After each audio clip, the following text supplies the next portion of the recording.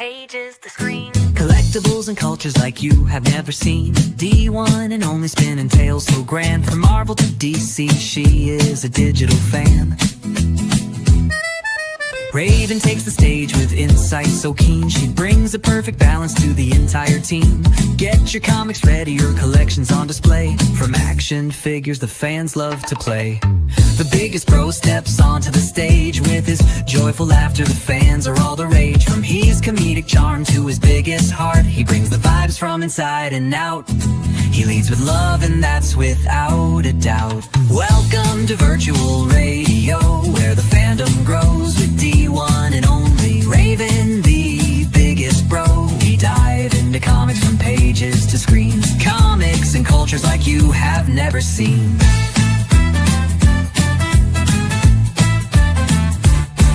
Get ready, kick back, and enjoy the show. This is virtual radio. And we are live! Welcome to virtual radio. Oh! And it's your boy, the biggest bro. Oh! Back with episode number 45. Almost there to 50. 7 away from 1 year. That is crazy. I just did that math in my head. That is insane to say that we almost been a whole year of the show and just being here every Tuesday. Thank you for coming. Thank you for being here. It's a beautiful day in sunny Los Angeles, California. We just had a wonderful parade. I want to give a shout out to all of my Canadian friends in Toronto. The Toronto Blue Jays put up a great fight. What an insane series. I never want to experience anything like that again, but just wow. It's just wow. The entire game, just flukes, errors, bad things. They made me stay at work for 10 hours on my shift. It was crazy, but congratulations to the Los Angeles Dodgers, world champions back-to-back, baby. Let's go. We have a wonderful show for you today. But just first, and as always, this is not financial advice. We are regular people with regular opinions. And guess what, guys? Opinions can change. Again, we have a wonderful special episode for you today, but I cannot start this by myself. I have a wonderful team, the best team in the world. First, introducing D1 and only. Good morning. Thank you, big bro. Thanks for the introduction. Good morning, everybody. This is going to be another great episode. I can't believe 45. That's amazing. Almost a year. That's incredible. Hopefully we can see even more people join in the chats and stuff as we make our 1 year. But we got lots of things to talk about. We also got a very cool returning special guest joining us later. But before we continue, let's turn it over to Raven. Hello, good morning, good afternoon, everyone. Hopefully you're having a good day. I still support the Blue Jays. They're awesome. Go Jays, go. We will see you guys next year. But enough of that. Let's talk comics. That's what we're here for. And today we have 2 supported giveaways. We have one from VeVe and one from FANABLE.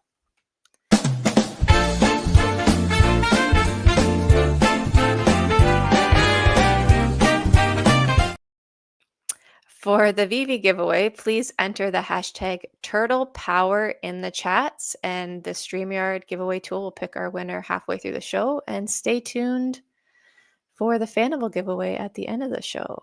Is there a duck race in the future? Maybe. We'll see. Quack, quack. Let's go. Let's go.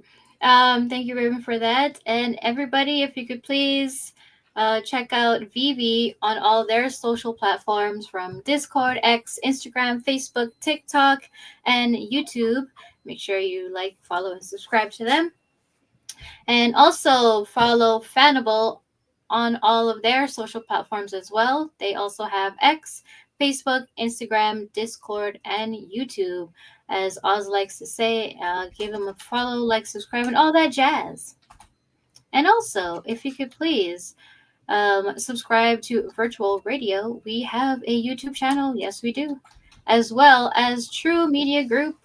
We also got a YouTube channel. Follow us on X, on our other accounts, Instagram, TikTok, and soon many more streaming platforms. Just want to give a shout out to everyone that's here. Okay, well, you don't notice a mistake, right? Unless you're the one that notices it. So I won't say anything. Anyway, I wanted to shout out Holy Frijole. He is here. When financial advice, never, not on this channel. We also got Richard Exhibition. What's up? I'm ready for the biggest bombastic intro, biggest bro. Yes, always with the fire intros. We also got BeyondComics, Graig. Looking forward to being on the show. Yes, can't wait to have you on in a little bit. We also got Fro Bro. What's up, Fro Bro? I'm here for the kind. Yeah, us too for the kind. Let's see. Vegas is less than 2 weeks away. Can't wait to see everyone. Yes, absolutely. We also got Raven. Let's see. We got Pasternak. Let's go. Oh, we got Hinano. Hello, Hinano. And Dr. Strange. What's up? Let's see who else we got. Oh, hey, Flexi. Hey, fam. What's up? Who else? Oh, hey, VeVe Butcher. Let's go. You was our winner from last week. And looks like that's it. Yep. So anybody else that's watching or listening, shout out to you. Thank you for being here. All right. Let's get it. Let's go. We have a wonderful comic list coming for you this week. Let's go. Let's get into the Marvel comic list. Starting off with Marvel this week coming out. We have Ultimate X-Men 21, The Amazing Spider-Man number 15, Miles Morales Spider-Man number 40, The Avengers number 32, Moon Knight Fist of Khonshu number 14, Amazing X-Men number 2, Planet She-Hulk number 1, Laura Kinney Sabretooth number 2, Star Wars Legacy of Vader number 10, Long Shots number 2, Alien vs. Captain America number 1, Binary number 2, Spirits of Violence number 2, and Echo Seeker of Truth number 1.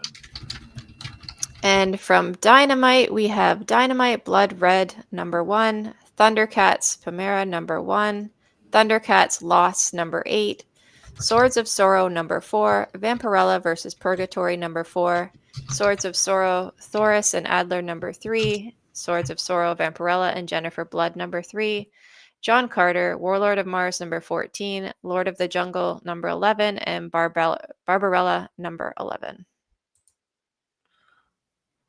All right. Sorry, I had to unmute myself.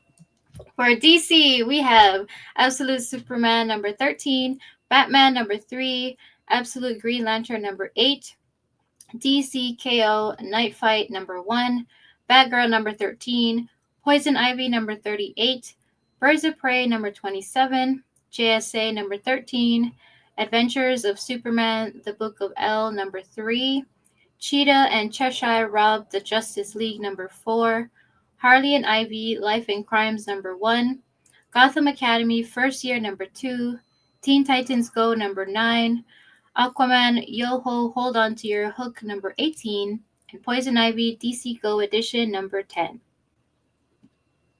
All right, and for Image Comics, we have Void Rivals number 24, G.I. Joe number 13, Rook Exodus number 8, Assorted Crisis Events number 6, The Walking Dead Deluxe number 124, The Scorch number 46, Impact Winter Evenfall number 1, and Youngblood number 2. And thank you, Big Bro. That's a lot of comics.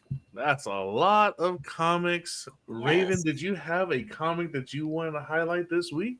I did. My choice this week is Planet She-Hulk number 1. Nice. All right. So I'll just go over the synopsis here. It says Sakaar, Party of One. She-Hulk is back and she's stuck on Sakaar.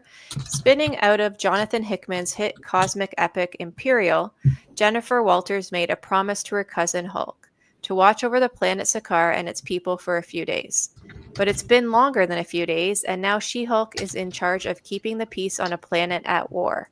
But Jennifer is a very different Hulk than the one that smashed Sakaar into submission. Is she up for the task? And I do have a favorite cover, variant cover. I'm not sure if it's come on the screen yet, but when you see roller skates, you'll know. Oh, roller skates, eh? Yeah. Dude, these covers are crazy good. Well, she's so massive and like not in a mean way. That one's crazy. Authoritative.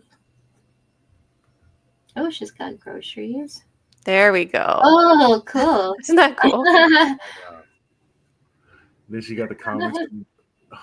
I hope this is one of the variant covers that we get. That's a pretty cool one. All the 80s insides for only $9.99. That's cool. Yeah. Yeah, these are really cool covers. Yeah. I think I'm gonna get that one with the sword though. That one looks. That's what looks really. Yeah, look at her abs, man. Dude, Got a 6-pack. Jeez. that's insane. That's Goals. bro. Better start now. Yeah, those are really cool covers, man. Yeah. Shout out to Planet She-Hulk. Did you have one that you want to do, D? Yeah, okay, this was kind of random because I just saw the title. So the Impact Winter Even Fall #1. So that What one. publisher was that? Oh, that's Image. All right. Image Comics. So, and I don't think there's like a lot of, or even a variant cover, or there's like one. No, that's just it. That's one and done. So Yeah. this one is, the year is 1953. The Cold War is at its height. An intelligence operative, Penelope Chambers, is running an off-the-books investigation into the disappearance of female agents in Eastern Europe. When she's called to Soviet Prague for a routine drop, Penelope will come face-to-face with death or the possibility of everlasting life. From creator Travis Beecham, Pacific Rim, and artist Sumay Keskin, comes another official prequel story to the hit Audible original. Oh, okay. Oh, it's an audible book. Ah, Interesting. Right. This is 40 pages. Wow. Nice. Okay. All right. It's like a big book. All kind of. And the one I went for, of course, is just, I'm a very simple person, just like simple stuff. I love aliens. Aliens. It's World War II, and Hydra seeks a new weapon to defeat the Allies to win the war. To that end, the Red Skull has brought Braun Strucker, my bad, on an expedition to the Himalayas to find the fabled city of Attilan. I know I butchered that. But instead of finding the Inhumans, Strucker uncovers something much more deadly, much more alien. So, Alien Captain America. I had just one cover spoke to me. It's amazing. Not this one. This one's cool though. Not this one either, but this is also cool. Oh, whoa. Ugh. Yeah. Oh, No I like shot. this cover too. Aliens Interesting. washing. They're washing Captain America right there. That's not that one right. Whoa, That's cool. whoa, that is a cool one. This cover, I need it. I need this. It terrifies me, but I need it. It's so cool. And then this one's pretty cool right here. I like that. So this is more of an even fight. This Captain America is more of an even fight. The one with just the fake shield, yeah, he's getting washed. I wonder if like his what's his acid juice coming out of his mouth. I wonder if that will go through his shield. Mm, so? vibranium I Yeah. think vibranium blocks it, man. Interesting. I think we have a block right there. But if it gets on his skin, it's over. You know what I mean? Yeah. Like it's over. I don't know if he's that strong. You know what I mean? So yeah. All right. So yeah, we're gonna talk about the comics that are coming out on VeVe this week, and we're done. All right, because there's no comics coming out this week. Awesome. And we're gonna talk about the comics that are coming out of Candy, and there's none. All right, cool. So there's no comics coming out this week, other than we have comic drop day on the Green app. So let's go. Green app. So yeah, man. What's up, man? I can't watch my favorite drop streamers now during the week. VeVe, come on, man. Give them something to do. I want to watch my people, man. I don't know if you were planning on saying this later, but David Quinn's Kickstarter is live. Oh yes. Yes. So I backed that. People were backing it pretty quick. I thought I'd be like one of the first, but there was already quite a few backers by the time I got there. Oh no. So I can send you the link if you want it, or if you have it already. Please send me that link in the chats for you in a minute. Very cool. I think I got. Hold on. Yeah, there we go. Booyah! Let's go. Dang! Already, we're getting there. Our day is already past it. Past the goal. Wow, nice. That was fast. Let's go. I think it was at 42 backers when I Yeah, look at us, huh? Let's see. Oh yeah. That's awesome. awesome. That's great. Good for him. 78 backers, and there's still 31 days to go if you want to still support his project. Yes. Definitely. We have some really cool options here. You can get the hard covers with the different covers for different amounts of money. Then they have little bundles. If you just want the digital, it's $20. The $99 one you get it signed with the hardcover. So just make sure you go in here in this Kickstarter, see what you want, get the big combos, get whatever you want. Lots of options. Lots of different options. Really, really cool. Looks like it goes all the way up to $300, and then you get. It looks like a massive amount of stuff. So, yeah, shout out to our guy David Quinn that came on last week. Man, that was fast. Blasted that gold. I love to see it. Love to see it. Love to see your friends win. That's what it's all about. Shoot, still going. Dang. Oh yeah. I just saw the thing like I'm like, whoa. So yeah, I believe we have the link in the chat right now. So yeah. Right there, everybody. Yeah, also, that's true. See? No stacking or slacking. Look, y'all putting my people out of bit. No, all right? We are used to consistency. Look, this is what you guys asked for, right? We should have so many draws. We have too many draws. Now, look. Now we're bored all week. All right? Let's go. So shout out to David Quinn on the Kickstarter.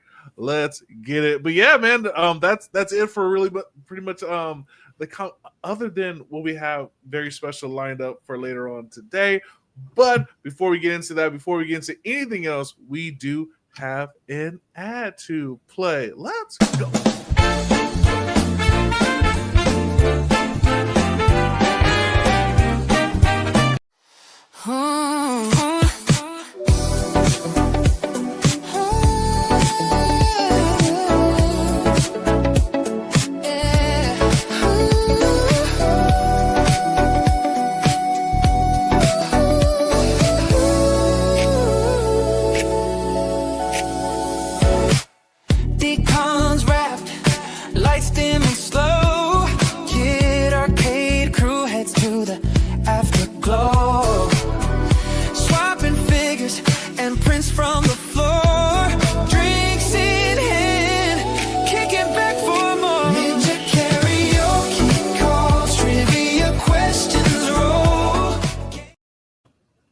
That's right, ladies and gentlemen. Make sure you are getting that RSVP in to the Kid Arcade after party.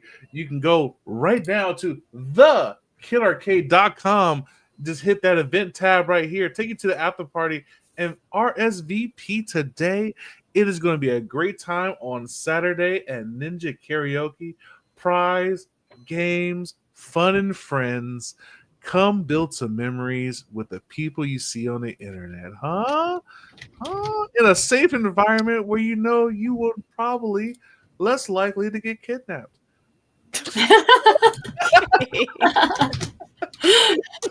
Like, this is going so well. And of course, my bad. My brain just kept going. It just kept disclaimers. going. We gotta make sure, right? We just gotta.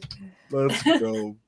So we also have some exciting things coming out this week. I know I'm super duper excited. It is time. It is the reason why they have the hashtag out there. It is Teenage Mutant Ninja Turtles, the first drop we have on VeVe from Teenage Mutant Ninja Turtles. I'm very excited about this. I know everybody's like, but the diorama, it's so small. It doesn't matter, guys. Have you seen what the diorama does? Have you seen the little turtles crawl into the? Have you seen the ooze dropping in the? Come on, you see Splinter with the pizza, like it's. And then you get the song, guys. You get the song. I'm only gonna praise this one time because I want you to disrespect it. I promise you, I want this on the floor at 10 gems. I really do. I really do. That I can feel like no, right? But yeah, I don't sleep on the song. If they're coming out with all the different Teenage Mutant Ninja Turtle stuff, and you're going to be the one with no diorama, you collected all the secret rare Raphaels, Leonardo's, Donatello's, but you don't have no song? Is your VeVe-verse really Ninja Turtles popping, man? I'm just saying. I'm just going to say this one time. And then, like I said, I want you to disrespect it. I'll be right there in the market. No. It's going to be a great day. Let's go. Ninja Turtles. I think people are sleeping on it. I know a lot of people, I heard a lot of people are not going for it. 2,000 editions. I think this is going out. This is getting out of here. Yeah, I'm going for it. I'm gonna grab a few. And guess what? I think y'all gonna have to use surprise MCP again. A lot of you guys didn't believe the Ryu MCP. You're like, oh, I got it with 100,000, and then you saw the psychos that had like 250K just on it, just because. I'm telling you, we are not ready for the levels of MCP people really have. Like, have you asked your friend? I have never asked how much MCP Raven has, but I know Raven is not playing around with Shaw. She can get what she wants to. Okay, like there's people out here just with the gun, big guns. But I'm saving. I'm waiting for that thing I just have to have. Yeah, but see, that's the thing. You think you're saving, but you probably earn in one day what most people have in their account. You know what I mean? Like there are people in different circles. You know what I'm saying? The level 100 people, they're in a different league. You guys are that's why I really like that achievement, that trophy, like that club is legit. Like, you know what I mean? Like, you put your money where your mouth is. Salute. You know what I mean? But yeah, you better I think you're gonna need MCP for this. That's just my idea. I think so. Maybe not. Maybe I'm wrong. We're gonna use them. I'm not sure yet. Yeah, see, a lot of people are going to be not sure until it's time, and then people. Then it's too late, and you're like, I should have. Yeah. All right, I'm just saying. Watch. Use that auto pay, right? If you can. I think 30 gems for this, and I'm going to say it's a steal. I'm going to go out on a ledge and say it's a steal for what this thing totally does. Yes, sir. 30 gems, and then if you get that secret rare, you're out of here. 87 editions on a Ninja Turtle project, you are out of here. And then guess what? If you get that 1987, there's no bounty that pays for that. That's a priceless artifact right there. Booyah. Yeah, look. Yeah, if you get the Ninja Turtles, they're dancing, guess what? And you don't have no music? What's your VeVe space like? Really? Like, you got nothing. All right, anyway. I'm too excited for Turtles. This is what I've been waiting for this entire time. So yeah, I'm very, very happy right now. Let's go. Well, we're going to talk about Spider-Man 2099 coming out on this Sunday for 40 jimmies. we got for the same, pretty much a little bit higher edition count. We have 2,497 editions with this. We have 2,099 of the commons right here. 2,099 of those, and then we have the special. Oh, my bad. I hear music. Yeah, my bad. There we go. Oh, we have a nice video. I didn't see the video. Okay. All right, so we have the common right here, inspired by this comic right there. Then we have the variant right there. Let's go. The special edition chaser, only 99 of those bad boys. Okay. So how do you guys feel about the Spider-Man 2099? I think VeVe's trying to take my gems, but I'm on to them. I'm saving my gems for Ninja Turtles. Yeah, see? And then look at the detail. The detail in that is really, the quality, really cool. Yeah, that's quality. Yeah, there's no slacks on quality, man. I will definitely say that like it's been very much upgraded. So yeah, good luck to everybody who's going for $20.99. It's not really going to be for me. I'm just really focused on Ninja Turtles because that's what I want. That's my fandom, baby. Let's go. But everybody has a different fandom. Spider-Man 2099 is for you. It's for you. Let's go. All right. In other spaces, we have McFarlane Toys. We have the McFarlane Toy Store customer appreciation. So you will receive a free 2025 San Diego Comic-Con exclusive Spider-Man #1 metal 3D pin with each purchase of $50 or more. So just use that coupon code there with their Spawn Pin 50 and you get that free pin. Let's go. Also with McFarlane, if you like the Dodgers and it says the Dodgers are back-to-back world champions, don't miss his limited edition Shohei Ohtani scale. Perfect for all of your friends that like the Milwaukee Brewers who must love Shohei Ohtani. Like there's so many new Shohei Ohtani fans all over the world, especially Canada. He's very beloved in Canada. They love Shohei. So yeah, get this from McFarlane Toys. Very awesome. Also at Funko, they also have the Dodger World Series champion new Dodger Funko just pops. Showing all this as Raven is just no, this is part of the news. I'm keeping my mic muted. I know. I'm gonna say This is totally the news. This is what's happening. Rub it in. No, Funko. This is in Funko. We cover different stuff. Yeah. So right now, if you're into Funko, just go ahead and pre-order now. I have a couple pre-orders coming in. It's pretty awesome. Check out this Pinnacle stuff, guys. Pinnacle is back with the key event. I know you guys remember the key event that kept us up all night collecting keys and burning keys. 4 hours. Yeah. 4 hours. Well, it's back, guys, for 25 days of Christmas joy. You don't get no more sleep. You collect keys now. Well, I never even got to use my keys last time. I had them all. Oh yeah, and true. You got I was in line and I couldn't use them. Oh yeah, that's true. Yeah, so that's gonna be really interesting to see what is gonna be there. Oh wait, or it already started? Go collect them now. Yeah, they started yesterday, so go collect them. Oh yeah, no. It's every 2 hours or every 4 hours you get 2 keys. Heck yeah, man. So yeah, Pinnacle people, let's I have go. to log back in. All right. Then we got Pudgy Penguins. They're just saying, they've been seeing a bunch of stuff online. Take a minute, just sit there and chill. So I did for a while. I like Pudgy Penguins. Just chill at the campfire, just like just settle in, just chill out because it's crazy out there in these streets. It's crazy. All right, and of course we have FANABLE, and we are still live with FANABLE. They have a secret kiosk out right now. And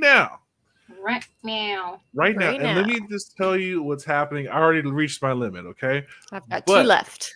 We got some pools left. Let me just tell you, right now, for $29.80, you can take 1 pool. And the 2 possible ones you can get right now is Marvel's Super Special number 5 has a Kiss special. And then we have The Boys Dear Becky #1 Virgin variant signed. Fair market value on the Kiss one is $575. Fair market value on the Boys one is $430. Pretty much everything that's left. There are 59 comics left. You can see every single comic right now. The lowest pool you can get right now is $26.09. So once they take theirs, maybe you get like $23. So, the worst you can do is lose $6. But this is not financial advice. Again, not financial advice. I am a dummy. Please do not follow what I do. It's dumb. I do dumb things like this. So right now, I have a secret case. I'm going to open up my last one, see what happens. Let's go. Let's reveal. Good luck. Let's see what we get.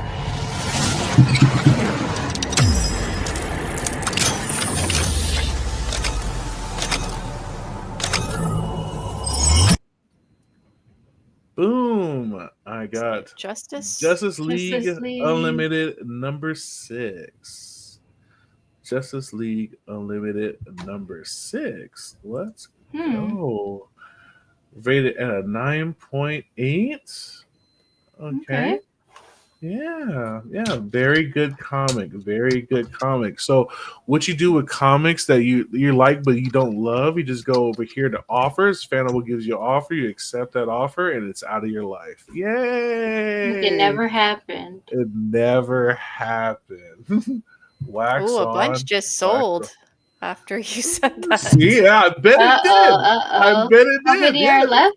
Yeah, see? 53. Once it goes under 50, I'm going to on. grab my final one. See, look, it's happening. Look, the odds. It's the odds. Look, and the odds just got better. Now the least one, I took the $24 one away. Now there's a $25 one. See, guys, I'm helping. I'm helping someone win. Okay, let's see. So 50. Come on. 53 left. Okay, I will keep an eye on this. You guys let me know if you guys pull and stuff like that. But I will say we do have a very special guest today. I'm very excited to get into it and talk with this brilliant person. I've been listening to other interviews he's done, and yeah, man, really exciting. He's a really good speaker. He's really excited about his project. I'm really happy again to bring him in, and now we get to see him for a lot longer. Let's go. Let's bring in our man Graig.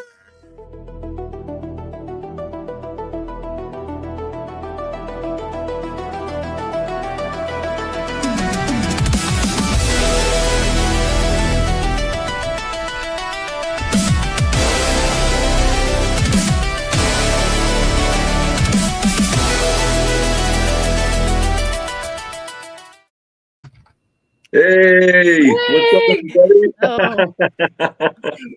Welcome. Good morning. Good morning. How are you guys? Good. Feeling good. Glad to see you, man. How are you doing today? Oh, man, I'm so excited, man. It's so good to be back on your show and see you guys, and then nice smiles again. What's that you got in your hand there, man? Oh, my God. This is Gekido over here, issue number 1, and it is available on VeVe.me, which is really exciting. And actually, I have a big announcement, which is I just found out that we have completely sold out of the limited edition version. That is right, baby. It has been sold out. That's right. Sold out. No longer can you get this. You got to go to the market like everyone else. But I'll tell you what we did do is that we made the unlimited version downloadable available right now, so they could still download and read the whole comic book right now, which is terrific. So I'm so glad that they could, we made that available to them. And we found out that we have sold 1,800. That's 1,800 editions so far. That is awesome, man. Dang. It's mind-blowing to me, and I really have to say it's a collaborative effort thanks to you guys and Randy and O'Milly and just all of you guys, Spencer, everyone who really came on board to help us, and the VeVe team and the wonderful community out there of awesome collectors that I was so blessed to actually meet in person at the VeVe party like I was talking about last time. That was such a thrill to actually communicate and interact with people in person. Woohoo, that was awesome and rare nowadays, Yeah, man. So just we here at the show, like we're very excited because we all I think Raven has the full set, right? Am I right? Oh, I do, yes. awesome. So then you're going to be getting a 6th secret rare drop, Cool. airdrop soon. Yep, I think I have to hold it till the 6th. I don't even know what the date is today. I think 4th. so, A couple yeah. more days, yeah. That's it. And whammo, you'll have all 6 exclusive covers. Nice. So anybody who has all 5, you're getting a 6th one coming. That is so awesome, man. Nice. It's So- really cool, and I'm so glad that we were able to make available the unlimited edition, so people could actually read the whole comic book, and it includes the entire commemorative behind-the-scenes look, plus a preview of our other characters. So you have the 22 to 24-page edition of Yakido, followed by an 8-page preview of Ravedactyl, Codename Justice, and Tricity, who's also in the comic book as well, and that's Tricity right over there. If you could see her.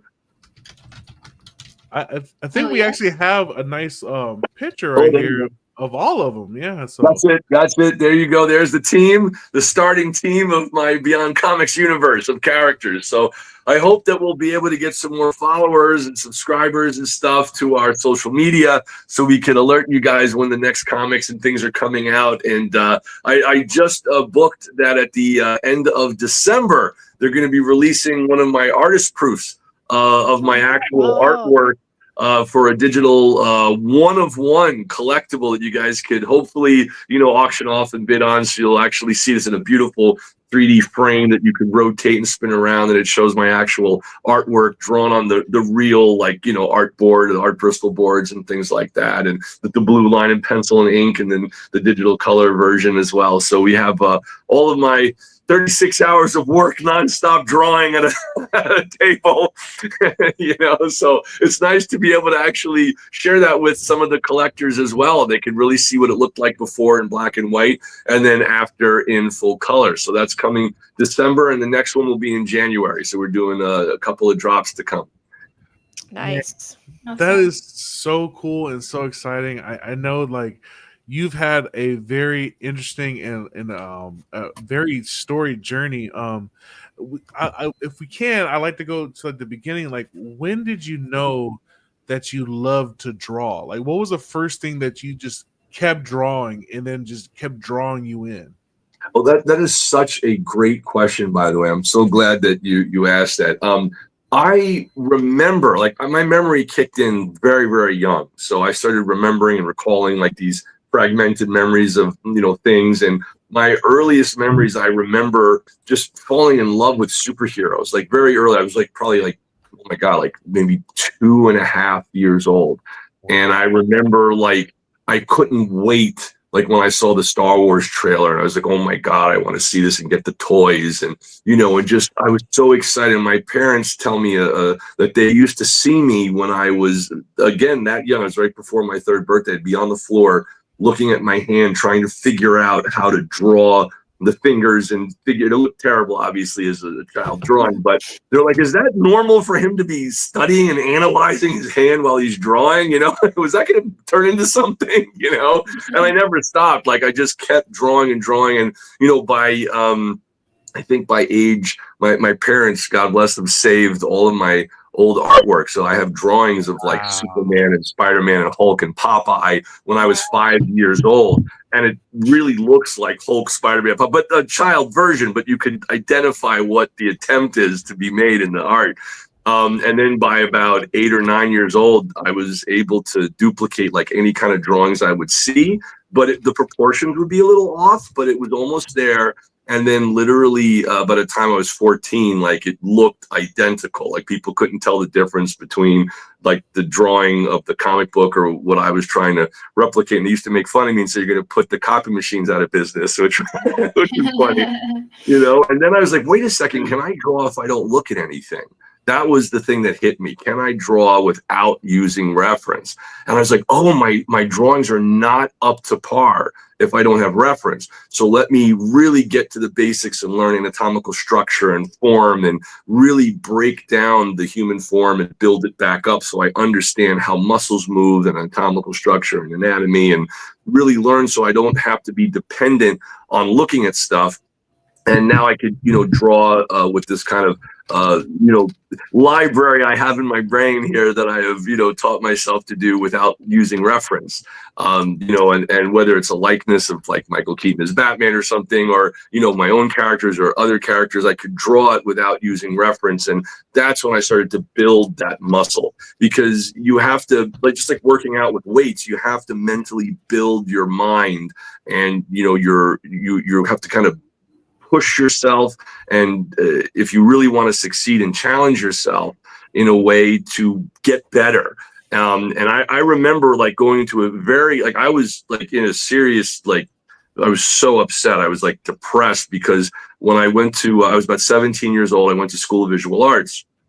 And the first year you have to take all these basics, right? And they won't let you take any of the comic book classes or any of those kind of awesome, fun, intensive classes. But a friend of mine was already in year 2, and he had the ability to invite me in as a guest to sit in on Walt Simonson's class, of course, who is the artist of Thor, and, you know, all the incredible work that he's done through the centuries. My God, I mean, this, I feel like saying centuries, but it's decades. But, you know, I mean, he's a master in the industry, Walt Simonson, and his wife, you know, Wheezy, who did, you know, lots of writing. So to meet him, to see the work was incredible. But when I walked in, now think about this, right? I left high school being the only artist. So I like thought, oh, wow, I could draw, and this is so exciting. And everyone was like, wow, he can draw cool stuff or whatever. Then I go to college, right? And I get introduced to this season 2 or year 2 of Walt Simonson's class. And every student there was better than me. Everyone in that class destroyed, so good. They were so good. And I was looking, and it was the first time as a 17-year-old that I got depressed. And I said, oh my God, these people are like years ahead of me. Like, I mean, they're doing panel breakdowns and storytelling, and, you know, Walt Simonson is teaching them such labor-intensive work, and their work was stellar. And I remember going home, and I was depressed that I went from being the top artist to the lowest artist that day. Like, boom. And I was like, oh my God, should I quit? Is it over? Like, what am I going to do? And I remember just being so devastated as a young 17-year-old boy, you know, seeing that everyone could draw better than me. How am I going to compete? How am I even, is there room for me to contribute here? And I remember this depression turned into, wait a second, maybe if I study harder, maybe if I buy every single anatomical art book from the great masters, speaking of Ninja Turtles, Leonardo, Raphael, Donatello, and Michelangelo, but the real artists that they're named after, and really study, you know, Brigman and all the different incredible stuff, Bern Hogarth, you know, his, you know, dynamic figure drawing, and master it. So every day after school, I would come home and I would take these, you know, books that are hundreds of pages, and I would redraw every single page out of those books until I duplicated each book from scratch, hand drawing them over and over and over. I'm talking like nonstop. I was getting maybe 30 minutes to an hour of sleep before school. Like I was almost doing 24-hour stints drawing, falling on my face. It was exhausting. And the level of homework that they gave us, which was inhuman at School of Visual Arts, for things I would never use, like science and history and math. And I'm like, I'm not going to do this, but they would treat you like it's the only class you had. But every day I'm drawing until it started to click. Then I'm using photo reference. Then in School of Visual Arts, you know, now it's a year later, I'm 18 years old, And it gets to this point, you know, where I'm like, okay, I'm getting there, but I still need to learn storytelling. And then I took Klaus Jansen's class, who was my teacher and taught me visual storytelling, storyboarding, and things like that, which was it was just intrinsic to the ability. And he was grading me so bad. I was like failing that guy's class because I spent so much time on doing finished drawings. I would spend like, oh my God, maybe like 12 to 17 hours drawing each comic book page for his homework. And he ended up like giving people who would spend 30 minutes to an hour an A. And I was getting like C-. And I'm like, what? Why? What am I doing wrong? Spending like 10 times the work. And they would do like simple stick figures or whatever. He said, because their visual storytelling is better and you're stuck in drawing posters on panels. And I said, oh my God. And it wasn't until that last day, and I'll never forget this. I came in, he was probably one of the hardest teachers.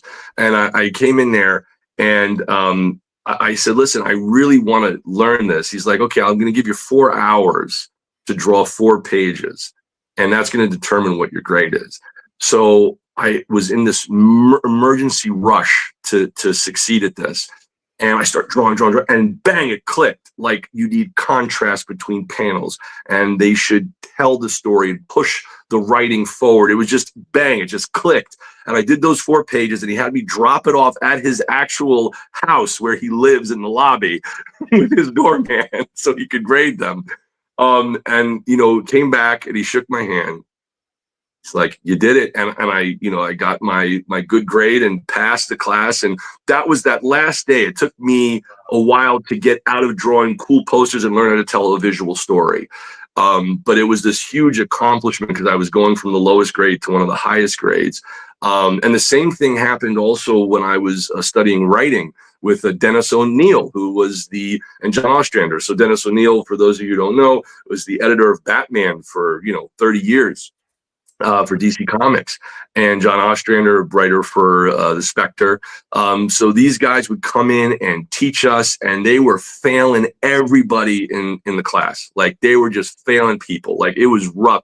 I got like an F on my first story that I wrote. I was like, how are you going to give me an F? And I had made this character, right?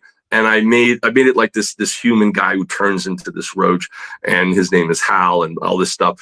So for some reason, John Ostrander thought I was making fun of the character Hal Roach, which apparently he told me was a director who did the Little Rascals, shorts back in the day. I had no idea who Hal Roach was. I just happened to name the guy Hal, and I thought that's cool, and I'm thinking Hal from 2001 or whatever. And then, Space Odyssey, and I'm thinking he turns into like this insect. Okay, cool, it's Roach. So he's like, you will not mock my class. I said, I swear I was not mocking your class. I was just sincerely coming up with a character. He's like, do a new character. I was like, oh my God, all right, fine. So I started writing from scratch, and I ended up being, I think, one of like maybe 4 or 5 students out of the 50 who passed with like an A or a B at the end of the semester. So going from the lowest to the highest has been like a thing for me when I was 17 and 18 years old, but it's that drive to keep going. I think one of the most terrifying stories was with Joe Orlando, who was, of course, an editor, at DC Comics and an artist. He drew The Shadow. He drew a whole bunch of people. He would have Carmen Infantino come and guest teach, who was the creator of the Red Flash that we all know as the Flash today, who was an awesome guy. He'd come in with a beer. He's drinking, what's up, guys? Here's comics. And he'd just throw comics at us. He was awesome. But Joe Orlando, who's also like one of the heads of Mad Magazine and, again, DC Comics and stuff, a great artist and teacher, he would come in, and I was about 18 years old, and I was showing my artwork there, and he picked the drawing that I did back when Todd McFarlane hired me to draw issue number 30's poster pinup double page spread for Spawn. So before I submitted that, I showed him that drawing, and then in front of the whole class, Joe Orlando pulls that piece up. He's like, guys, everybody, this will be the first piece of art from this school that's published in this class. Wow. And I was like, oh no, he just signed my death sentence, and everyone hated me for that. Seriously, like the competition and the jealousy and the hatred and the anger from a lot of students, like they would bully the hell out of me. I'm not even kidding you. It was bad. And it was very uncomfortable, you know? I mean, I was thrown in a trash can. Like, you can't imagine how much bullying, like, I endured. Like, and that had happened to me when I was, like, a little boy as well. And, you know, people, unfortunately, they have anger, you know? It's like, oh, why is this guy being singled out? And then there was a few key people who were very nice and supportive. I was always part of that let's help each other group. And then there was this tear down and hate group, unfortunately, you know? Yeah. So I remember that. And then when I showed that art to Todd McFarlane on Spawn, which was its own story I had mentioned to you last time, you know, it got published, and then I got the call. So fast forward 2 years later, now I'm, you know, almost 19, and I get the call that they're publishing my art in Spawn issue number 30 officially, and sent me a check as my first paid job in comics. And Todd McFarlane and I spoke about that, and I let out a scream in that school, which had a phone booth, because it was before cell phones. That's how long ago it was. I'm on a phone booth, my mom playing a voice message for me on the phone. Speaking of phone booth, I saw you in a video in a phone booth just recently. The last phone booth in New York City. Yeah. Halloween Superman. That's hilarious.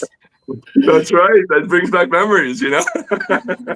So, like, you're speaking at, you have a determination about you that you don't give up, right? Even though, you know, like you said, you went there, you were in the bottom when you felt like you were at the top. And I think a lot of people go through that, especially that transition between high school and college, right? Especially you're a senior, you're the hot stuff, and then you go to college and you go, oh crap, there's a whole different level. Exactly. What would you say that your inspiration was? Like, what was the thing that gave you that kind of that guidance to, like, not give up, but just like, you know what if I work harder? Like, what would you say your inspiration, like, where did that come from? That's a great question. You know, I remember that moment, again, going back to when I was 17 and I was seeing everybody else's work that was better. And I wasn't angry at them. I was happy for them. And I felt angry at myself that I wasn't at that level, right? Most people, like, when I was getting some success, again, with Spawn and stuff, like, half the people got angry at me for working harder and succeeding. And I remember going in SVA and saying to some of those guys, hey guys, let me introduce you to Todd McFarlane. Maybe he'll hire you too. And they looked at me and said, we don't need your help. You know, they were angry at me for succeeding. I remember that. Like, it was a really hard time. And I had always dreamt that when I go to art school, there'd be people that, you know, are artists like me and we could share. And no, it was like anger, jealousy, hatred, tear down those who are doing better. That was like at least 50% of the students. I remember there was this one girl that I had a crush on. And I did a little sketch for her and I handed it to her, you know, with my number. I was like, hey, you know, it was nice to meet you. I drew a little cartoon sketch. So she looks at it. She says, I could draw this, and hands it back to me and walks away. Wow. Heartbroken. Yeah. You know, it was rough. It was really rough, man. You know, I literally ended up going out with some of the girls who ended up modeling for us to draw live because they were kinder to me.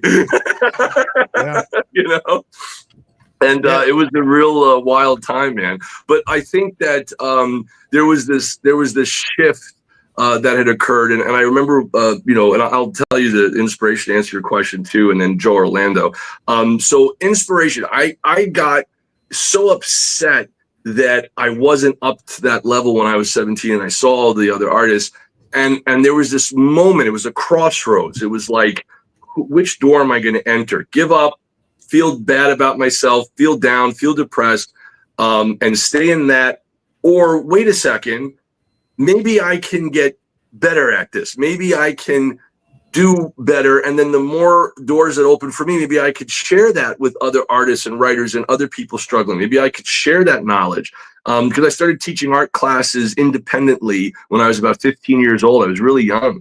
So I was, you know, putting ads in newspapers, and I'd had like full classes, like 50 students and stuff. And I'd be teaching, whatever it is that I knew, I would teach the kids and adults. And then I kept improving and they kept improving and stuff. So I was like, I can't let them down. I can't let myself down. Let me at least try to see, can I learn? Can I do better? Can I make this happen? It was kind of like this crossroads of self-motivating, not knowing what the outcome would be, but why not try? Why not try, Mm-hmm. And then when some of the other people started to, like haters or, bullies or whatever, start to put me down or whatever, you then start to doubt yourself, and you start to feel bad because other people are outnumbering you and they're making you feel less than, right? And, and I was bullied even like as a little kid. There was this big bully. He would beat us all up. It was awful, And I remember trying to overcome that and saying, maybe when I grow up, I could create superheroes. And I didn't want to let down the younger kid version of myself that was, bullied. Let me try to get to a place where I could also be the voice of the characters and try to help inspire people to keep going, even if it's hard or even if you can't do it. And I see that, human beings are works in progress. We are growing. I made terrible mistakes. I didn't know what the hell I was doing when I put out my first book a gazillion years ago, but I learned. And as long as you're learning and trying to grow and do better and improve yourself, then there's a chance that maybe you can succeed. And as long as you don't stop, there's always a chance you could succeed. If you stop or you give up or you quit, you're guaranteeing you're not succeeding. But if you keep trying, there's a chance that maybe you will. So keep pushing through it. I don't care if you could draw 2 minutes a night, do it. And then by the end of that month, at the end of the month, you just drew for 60 minutes. You know what I'm saying? You're improving slowly, but eventually. And that's what I kind of told myself, let me try. And then the more I was drawing and doing the recreations of the book, and my brain started to expand and understand how muscles move and work and how to draw, backgrounds and foreshortening and perspective. Thanks to Sal Amendola, by the way, who also was a great artist at DC Comics, who taught me perspective and stuff. That kind of stuff started to stick. And then I began to become inspired by my own improvement. So the more that the art was improving, it would inspire me to keep going. It's kind of like when you're trying to lose weight or something like that, and you're working out. If it starts to work and you're losing weight healthily, you start to get inspired by that. It starts to motivate you and keep you going. You know what I mean? And I know like things like putting on weight is so easy for me. I could gain 10 pounds in a week, and I'm not kidding. Like for real. I just give me a couple bowls of rice with some gravy on it, my favorite, I'll blow up. That's just the way my body works. So I'll have to go on keto and eat a little bit, more healthy and, and balance it and not do it too long. And, so for me, weight's a struggle, but it's like I'm able to maintain it in a healthy manner. Same thing when I'm doing my artwork or writing or things like that. So I think it's trying to inspire yourself by just making little improvements step by step and acknowledging it, and don't throw away or tear up your old work. I see a lot of people doing a drawing and it sucks and they crunkle it up and they throw it out. No, save that and look back at it in a year and then see your progress and inspire yourself based on the progress that you've made. You see what I mean? Yes, sir. So I think people need to learn how to independently inspire themselves. Now, what externally inspired me was seeing the incredible artists that I grew up with loving. Neil Adams, Frank Miller, these masters. John Romita Sr. is like a master in the industry, And then again, my teachers, that I mentioned earlier, these guys are incredible inspiration. And then the new team, Todd McFarlane, Jim Lee, Mark Silvestri, Rob Liefeld, all these incredible people said, hey, wait a minute. These guys are amazing. And even though Rob Liefeld came under like a lot of, attack and flack for some of his work styles and things like that, that was like the youngest guy I had ever met who was on a Levi's buttonfly jean commercial for Spike Lee, who inspired so many young people like myself saying, hey, if this young kid could do it, maybe there's a chance for us. And I hope that I've been able to inspire other people to say, hey, you guys can do this. Like, I'm with you. I went through that struggle and being at the lowest and then trying to rise above it, you know, and I hope that I could still be improving along the way. Like, you have to be a continual work in progress and be able to draw different styles if you want to, you know, really kind of test yourself. So don't get comfortable in the style you're in. Try to face the challenge of drawing what you can't or what you're not comfortable with until you master that too.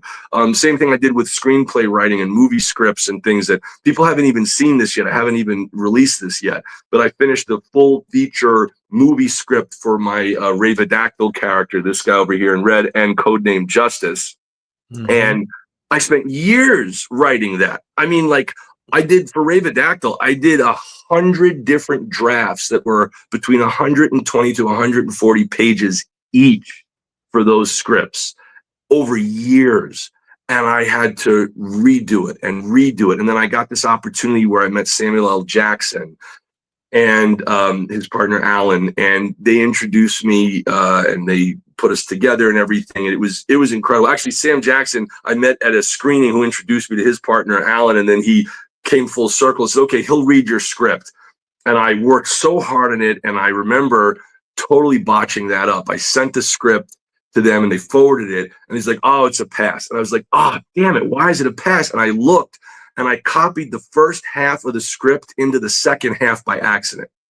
Oh, complete disaster. Totally messed it up. It was complete like error, just like, you know, a Microsoft Word glitch or whatever, copied it, doubled it, just ruined the whole thing. And I was like, of course, I mean, it's terrible, you know. And then moving on, you know, thinking I knew how to write, and then meeting actual writers and realizing, no, they know how to write, I need to learn.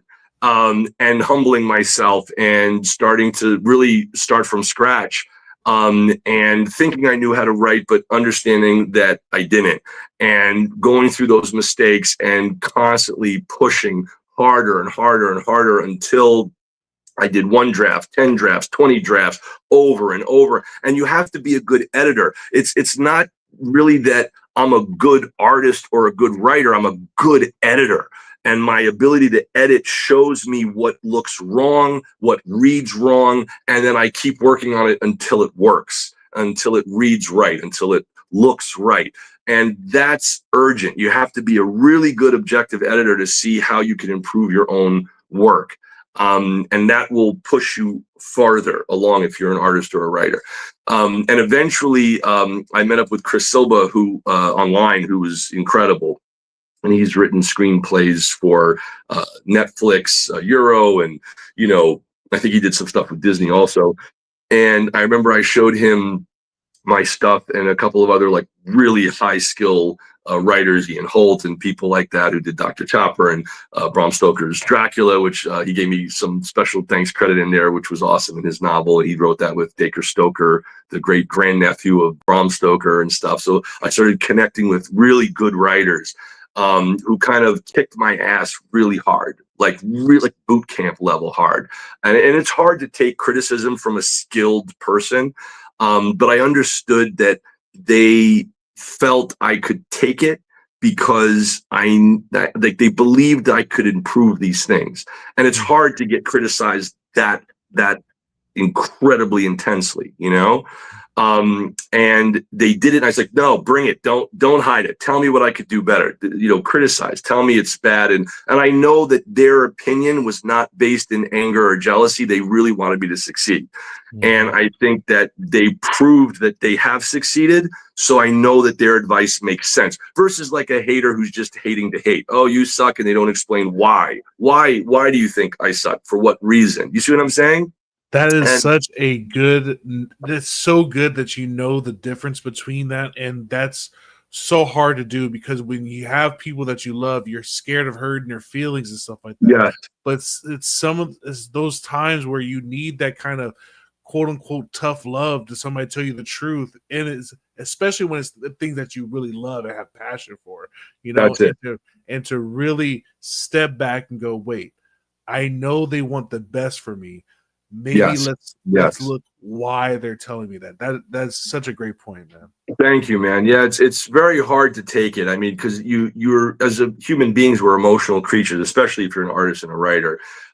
So you feel that punch in the chest. You know what I mean? You feel that hit. It makes you sad. It makes you depressed. But you have to be able to take that and then convert it into constructive criticism. And some people don't know how to teach nicely. They teach very hard. That's very difficult. You know, so to like some of them, like again, let me go back to School of Visual Arts. Joe Orlando, again, incredible artist, DC Comics editor. I think he was vice president of Mad Magazine or something. Like he did so much stuff. He was one of the greatest, you know, artists and teachers. And he was very polite to most of the people in the class. And I had, you know, I was able to get into his class every year for all 4 years, which was a blessing to be able to get in there. And I remember on year 4, he would give these hard homework assignments to all of us. And the class is filled. Again, there's like 50 people or so in the class. And we had to draw these comic book pages. And I was drawing the pages, and he'd make us tape the pages on the wall for everyone to see, which was already kind of embarrassing and humiliating and very naked. You know what I mean? To have our work on the wall for everyone to look at and analyze. And you could see which, like, there was like only a small handful of people that were like really good. You could tell they have a shot at really breaking into the industry professionally. And then there was other people who just had the class because they had to take it for their credits, you know, to graduate, but they weren't really interested. They didn't really draw or put care into it. You could tell, you know? And then there were some people who tried, but they needed more work. And with those guys, he was very nice. Oh, this is nice. Okay, thank you for doing the homework. Oh, okay, this is good. And like everyone kind of was looking at each other because we knew it wasn't. Like, you know, it's stick figures and circles and it looked terrible, right? But he was very polite. Oh, this is okay. Then he got to my work. And again, I'm putting like at least 12 hours in for pencils and at least 10 to 12 hours for inks, okay? He looks at it. God damn it, Weich! Pow! And he smashes the table. What is this? And he pulls it off the wall. The whole class like would back up. Like, and I was like, oh God. You know what I'm saying? It was, dude, I'm not kidding. I was dying. Like, I was dying inside. Like, it felt like that, you know? And he's like, this is wrong. This anatomy is wrong. Look, the camera's here, and you have to draw it this way. Let him take tracing paper, and he'd put the tracing paper over my work, and he'd correct it in front of everybody. And he's correcting like this. The belt is wrong. The belt goes up, not down. Don't you understand? Oh, my goddamn, do it again. And he walks out of the room, right? And then like the other, you know, students in the class, and I was with Aletha Martinez, who's an incredible artist, Ariad Storm, for Marvel. She's drawn Iron Man and a whole bunch of stuff. She was in the class with me, and I remember she was like, I'm sorry, it'll be okay, Greg. It's very sweet, you know. And the other students be like, "Oh, Greg, you're all right. Are you okay?" Because it felt like I got like verbally abused. Yeah, bro. Yeah. Right? And I remember, like, then you know, the next class comes. Class would be like every week, right? So the next class comes, and I redrew it. He looks at it. God damn, no! And he smashed the table. Everyone backs up again. I said, "Oh God, what's wrong?" Right? And this went on. So the students and I kind of became accustomed that when it was my turn, everybody would just take a step back. We just knew it was coming. You know what I mean? And he'd be like, and I'm not kidding, like his face would turn red. He was furious, you know? And I remember it was the last day of class. And this was like what I felt was my last shot. And he was really teaching me over the tracing paper, you know, to understand perspective. And I was very ambitious in my camera angles. So I wasn't just drawing people straight on, but the camera was like, you know, a bird's eye view and like an like an ant's eye view looking up, and, you know, very hard, challenging positions to draw. And I was making mistakes with the anatomical proportions and perspective of the characters. So I remember that last day, and I worked so hard on this, and I made multiple versions, black and white version, kind of like a Frank Miller style, and then I made like traditional comic book version, and I did all the different angles, and I think I finally clicked and I understood what he was talking about in regards to the perspective of the human figure. So I put the work up, and he's getting through it, and it's very nice to everybody else. It's fine, it's fine. Then he gets to mine, and he looks at it, and he stops. The whole crowd goes like this. Like, we all just take a step back, everybody. And then I look, and I'm like alone. I'm just standing next to him, and everyone backed up because we're waiting for him to explode. He looks at it. He looks at it. He turns around. He says, "Weich," and he shakes my hand. That was it. I knew I did it. And I was like, "Oh my God." He's like, "Congratulations." And everyone was like, "Oh, thank God." All you could hear like a simultaneous sigh of relief, that there wasn't going to be any more of this kind of, what I'm saying, stuff happening, right? So it was like this tremendous relief. And at the end of class, he came up to me and he says, "I want you to know I was the hardest on you because I believed in you." And I felt like you needed this in order to succeed. And, he's like, "I can't say it to the guys who are just taking this for credit or who don't care or who don't have a chance to, do it. They're not even interested in this. You really care. I see you made mistakes and then you fixed it on the last day." He's like, "So I had to be hard on you." And I literally gave him like a hug. I was like, "Thank you, man. Thank you." And it was rough because I don't come from that style of teaching or communicating. I'm a much more gentle person, but it taught me to kind of be a little tougher because the world is scary and hard, and there's a lot of people who just want to be right whether or not they are, and fight to win even if they're wrong. And that's kind of sad to me, and I would rather just let's all enjoy each other's differences and work and respect each other and try to get along together. That's kind of like the backbone of why I started creating my company BeyondComics, because I wanted to bring people together through my art. And the whole world, it's so torn apart now, man. There's so much extreme left, extreme right. There's no role models for everybody to look up to. It's only half, half like, half hate. So I said, well, maybe I could bring people together again through my little contribution to the comic book industry, as small as it might be. It's my little way of saying, hey guys, let's all come together and maybe we can enjoy some fun, good content, and maybe, do something good to help each other and make fictional role models out of our superheroes that could hopefully inspire. And with some of the upcoming stories that I'm writing for Ravadactyl and for Codename Justice and for Tricity, it's about people who are overcoming adversity and who feel lost. They're depressed, they're suffering, whether it's from injuries or mental health issues, and they have to find purpose and overcome it. And it's kind of the reflection of what I went through and what I feel a lot of the world is going through. And that's the backbone of all my upcoming stories and characters and stuff that we're working on now. Wow, man, that was such an amazing story. Because I've also had coaches like that, and I'm also a mild-mannered person. And one of the big things was I didn't want to hurt people, right? Like especially when it came to football. Like, I was good at football, but I was like, I'm like, 'cause as a big guy, I've always taught, like, what I mean? If I push somebody, I can really hurt them. You know what I mean? So like, right. And the coach was just like, at one point he was like, "Look, man, you're a nice guy. You're just doing your job."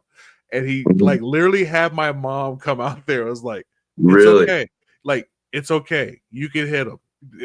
I'm looking at her because she's the one. Like, you know what I mean? Like, I don't. Wow. I didn't do anything wrong. But oh my God. But it's those people in your life that just want that see it in you, right? So your teacher, he saw it in you, and he wanted to pull those things out. And a lot, especially nowadays, it's a little bit harder to do that because people are designed to break a lot faster, and, it's a different generation, and I think that in the attempt to protect, we've also made people unfortunately more vulnerable. That's what worries me for the current generation. Of course, listen, when I was teaching art classes, I learned the hard way. We had like a 45-year-old in my class, and we had a 6-year-old in my class, right? And and I would try to gear it towards the different age groups and different advanced levels or whatever. And I remember with the 6-year-old, I said, "This is really good. You're doing very good." you know, and I said, but I said, maybe you can draw, you know, like the hair like this. I said, see? And the kid takes the shirt, puts it over his head and won't come out. Hmm. And I said, oh my God. And apparently my very gentle advice to fix the hair made him go into his shirt as a shell and he wouldn't come out. And I said, oh my, I said, listen, are you okay? I said, you're doing great. It's okay. It's all right. And I'm trying to help him understand that I wasn't trying to, he was just very, I guess, hurt by the suggestion I gave how to fix the hair, right? But Yeah. that's how sensitive people have become and can be. And it taught me, you know, to really be cautious and careful how I communicate with all people, you know? Yeah. So what I'll do is I'll say, hey, would you like me to give you any advice? And see if they say yes or not. If they're like, no, it's okay, no problem.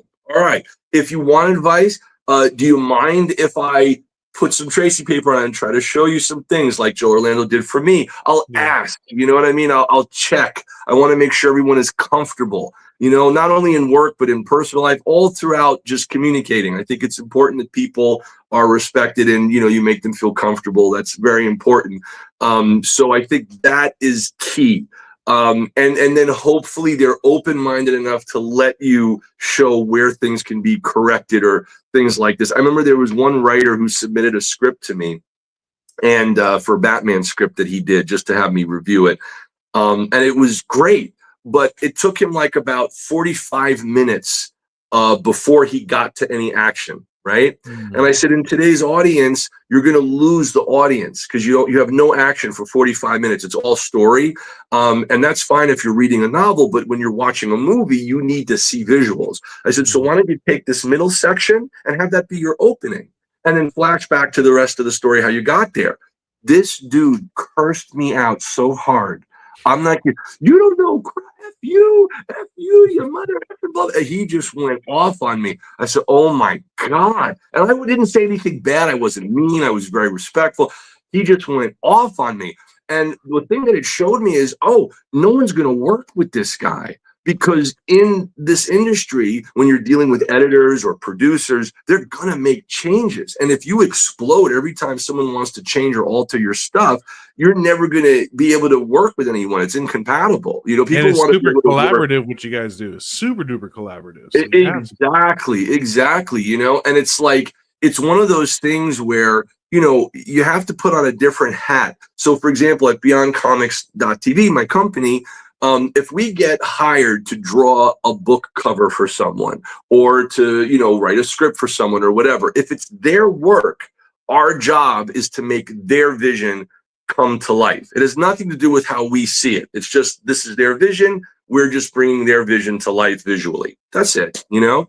And I think that's a very important distinction, is where when it's my own work, if I have the freedom and the blessings to be able to put forth the vision I see for the characters that I believe the fans will connect with, then I put my touch on it, right? And that's very important.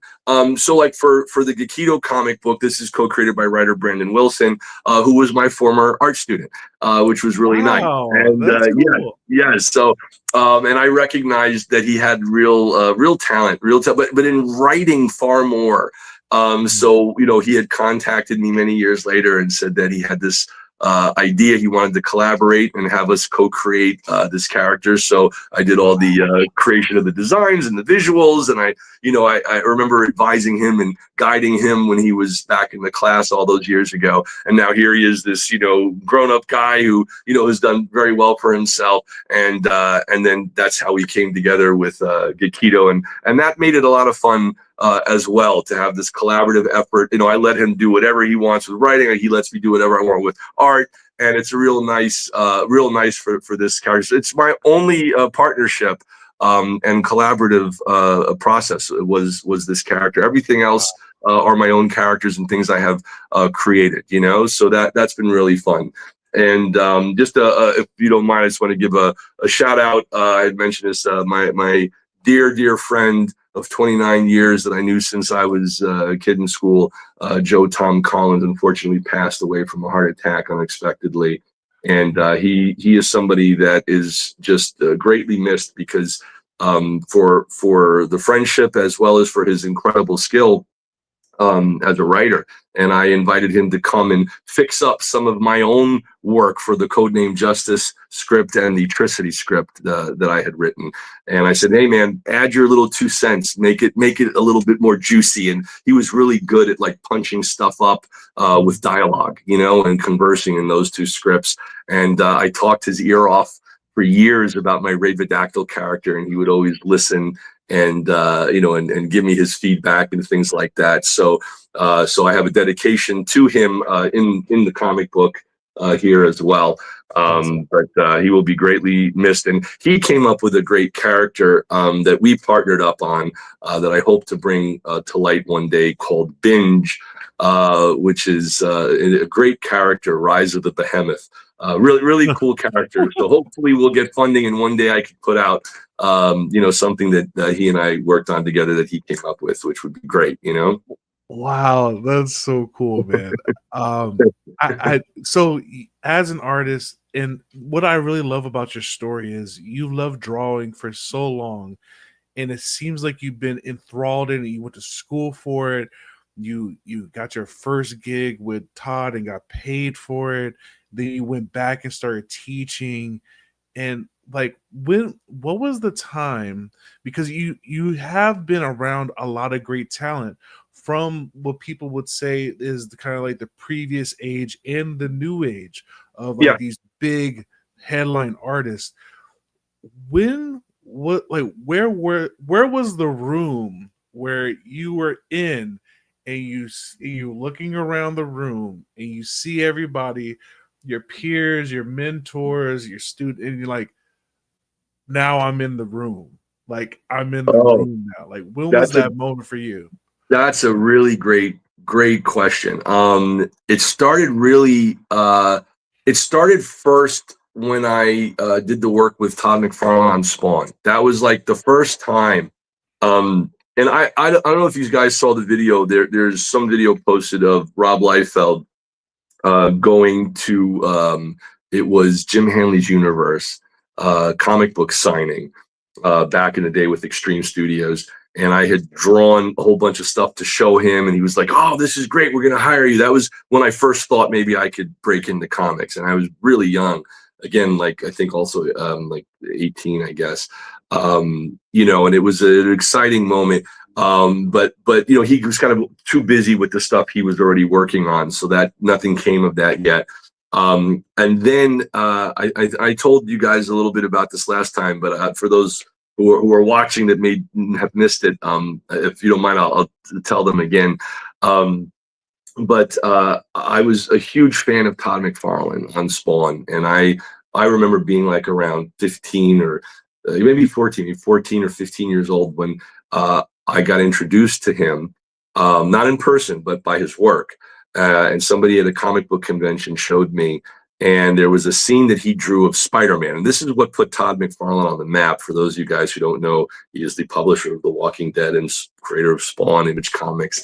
You know, so being able to see it, Batman 1989 had come out with Michael Keaton. And the big line was, I'm Batman, right? What are you? I'm Batman, right? He takes it, he does that Michael Keaton, you know, that this thing. You know, that Michael Keaton stare, right? You know, and I remember there was a comic book of Spider-Man, Amazing Spider-Man, that Todd McFarlane drew, and Batman was so popular, like it was on every billboard. It was all around the world, the #1 movie in the world, right? And I remember in the comic book, there's a panel where Spider-Man grabs the bad guy. And the bad guy says, I'm so sorry. Don't kill me, man. Don't kill me. What are you? And then Spider-Man says, I'm Batman. I'm Spider-Man. Right? It's such good. It was such acknowledgement of the Batman moment that Spider-Man almost referred to himself as Batman accidentally. It was so funny.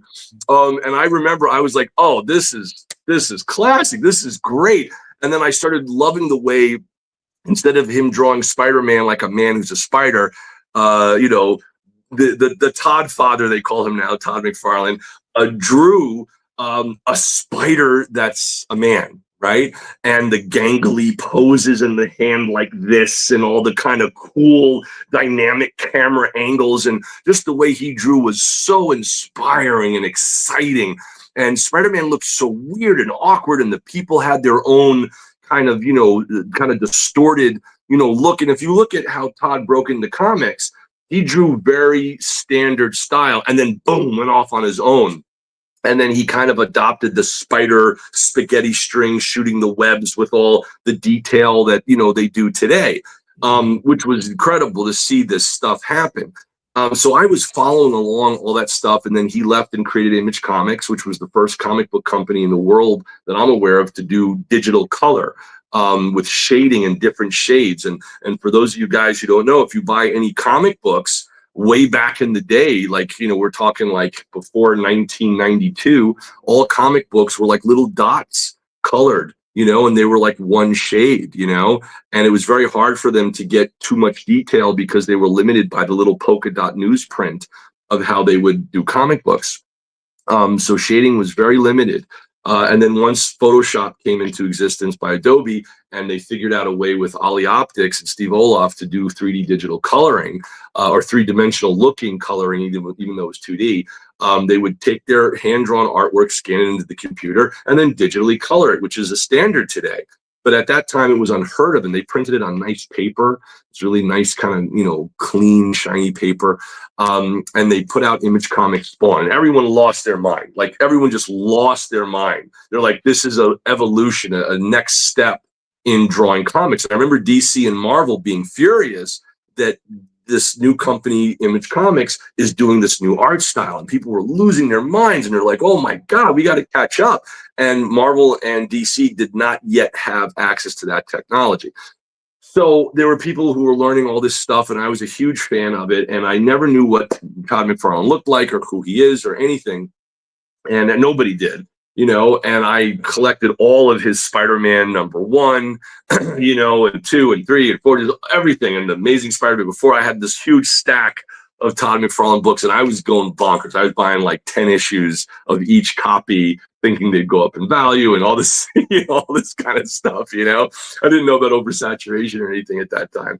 So, I had all these comics, and I was excited, and then suddenly I saw that he's going to be appearing at Wizard World in Philadelphia, and I live in New York City. So I asked my parents and my dad if he could please, take me on the train to go meet Todd McFarlane. This is the first time, and Spawn is the #1 highest selling comic book consistently at that time, next to Jim Lee with X-Men.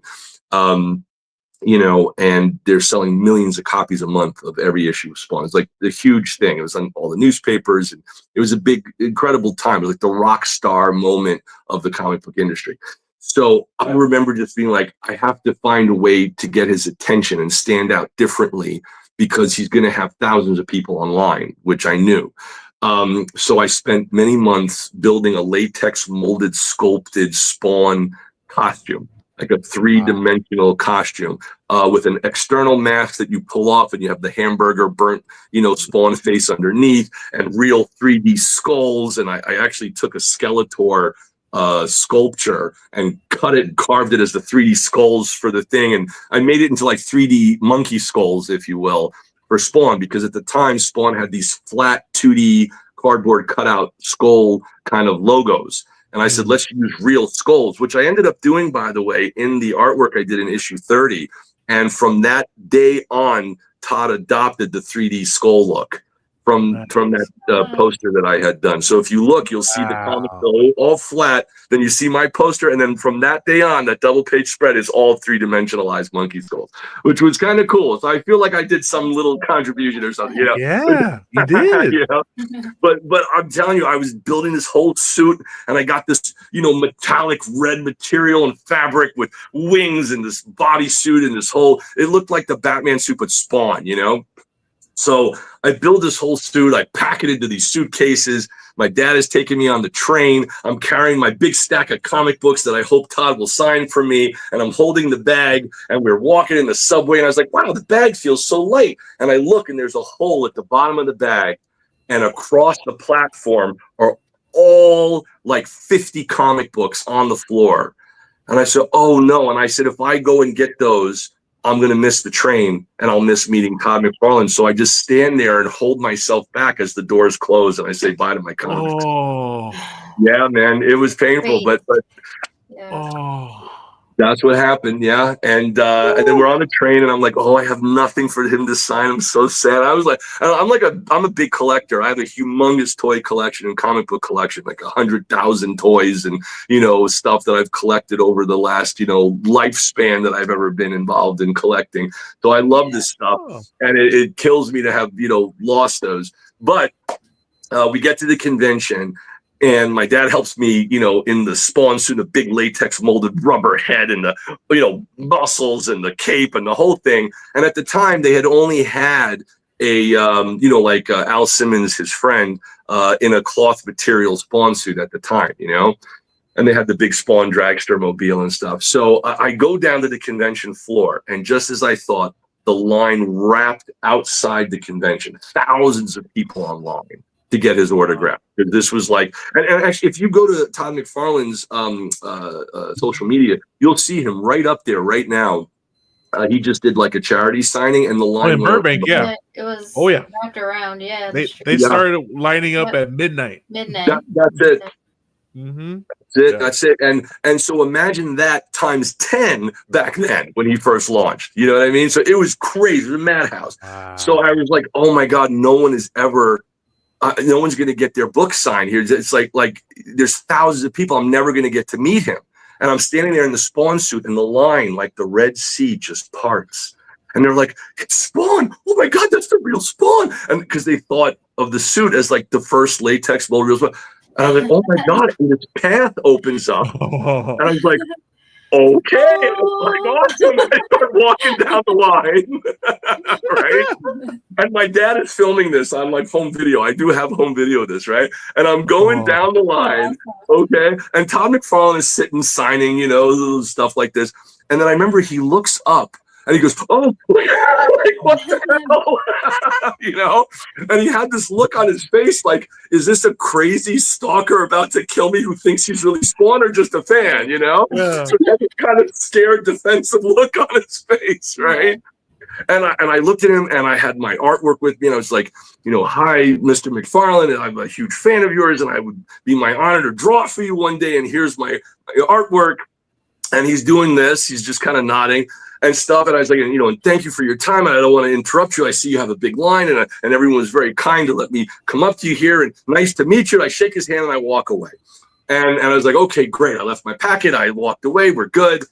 Okay, this is terrific. Then I go back and I watch the home video that my dad filmed.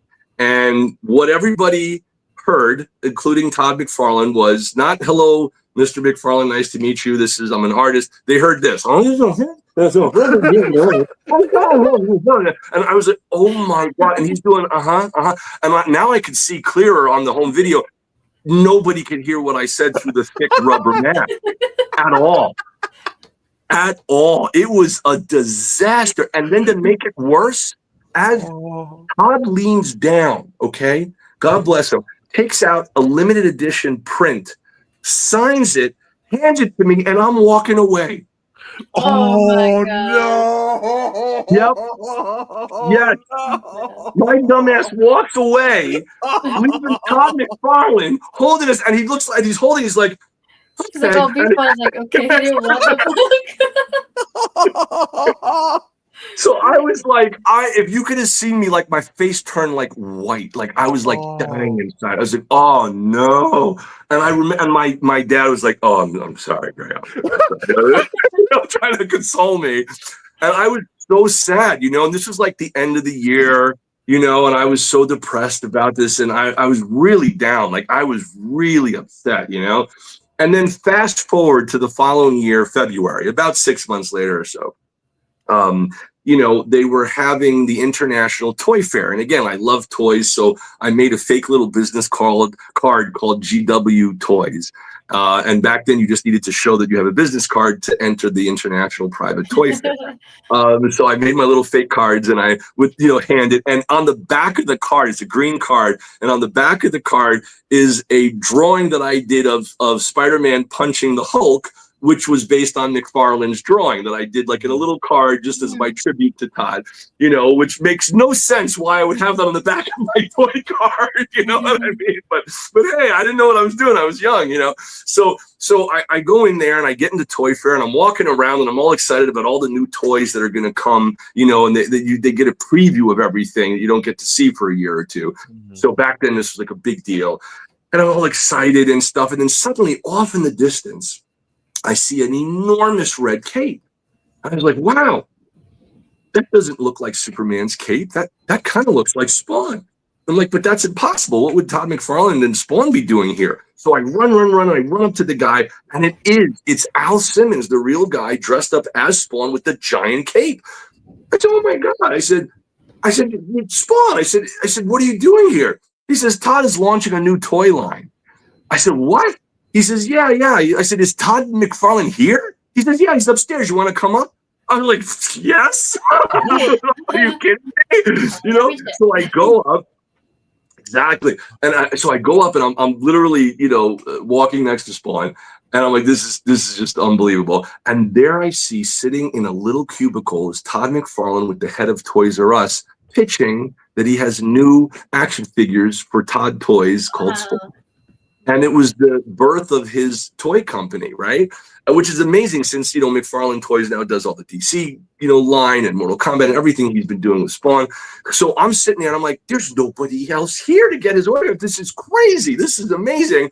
And I remember saying, you know, I really wish that I had my portfolio with me. And I look down and I'm holding it in my hand and I have no recollection of taking that portfolio. I literally do not have any memory of taking it. It was just there. So whatever that is, I'm not questioning it. I'm just saying, thanks. I had it. There we go. Yeah. And I have pictures of me in the Spawn suit I had made from last year at that time in the portfolio. So when he finishes with the Toys R Us rep, I go on like, I was like, Mr. McFarlane, I was like, hello, it's so nice to meet you again. I said, I was the guy in that Spawn suit at the Wizard World. He's like, that was you? I was like, yes, look. And I show him the pictures and he kind of smiles and he's looking at the pictures in the portfolio of me in the Spawn suit, right? And I said, I'm so sorry. I didn't realize you couldn't hear me through the mask. And he's like, I don't know what the hell you're saying. You know what I mean? I was just nodding and smiling. Oh my God, yes. You know, and I said, I'm so sorry. I didn't even realize that you were handing me this artwork that I walked away. I wasn't trying to be rude or nothing. And like, you know, I sound like a real like idiot. Like I swear, I was just embarrassing. But I was like squirming and I'm nervous, you know, and I'm sweating and I'm showing him this stuff. I said, listen, I was hoping maybe I could draw some kind of image of Spawn that maybe you could put in your comic book as a poster or a pinup or something like that, because I saw you had a pinup from Frank Miller. So of course, why wouldn't he give an unknown person the same shot? Right? It's very ballsy, right? To just come out with that. Jesus, I don't know what I was thinking, but I'm showing him the work, and I drew this futuristic version of Spider-Man with armor over the city. And he's like, hey man, he's like, that's kind of interesting. He's like, I want to see what you do with Spawn. Okay. And he shakes my hand. I was like, oh my God. He's like, here, fax me the artwork, draw it in pencil first. Wow. And I was like, oh my God. So of course, instead of doing one page, I was like, let's do a double page. Yeah. I was like, let's just go all out. You know what I mean? Like, I'm really amazed when I think back and how, you know, I had like no filter or something. I didn't know what I was doing, just going for it, you know? So I remember spending like this tremendous amount of time, like literally like penciling, like in a way I had never done before. And I worked so hard. And first, I actually have a video of it on YouTube. I showed the making of it. I saved my sketches, my thumbnails, my roughs. And I showed the rough sketches to Joe Orlando at School of Visual Arts at the time. Yeah. You know, and he was looking at that and he was like, wow. He's like, okay, let's see where you go with this. And then a friend of mine had pointed out that maybe I should, you know, make his chest look a little stronger and a little bigger. And I was like, I'm gonna do what you said. Thank you. I'll do that. And I redrew it and I made it stronger and a little bit more. And I wanted to make Angela, at the time it was Spawn and Angela versing each other. You know, I wanted to really bring that to life and make her like an Amazonian. So I made her, and I was thinking Brigitte Nielsen in my mind. who was Rocky's, ex-wife at the time, or at the time I think they were together. But she was in Rocky 2, I think, or what was it? Was it Rocky 4? Rocky 4 she was in, right? Big, Amazonian looking blonde, girl and stuff. And I was like, let's make her like attacking Spawn and everything like that, which was like a big thrill to be able to do that.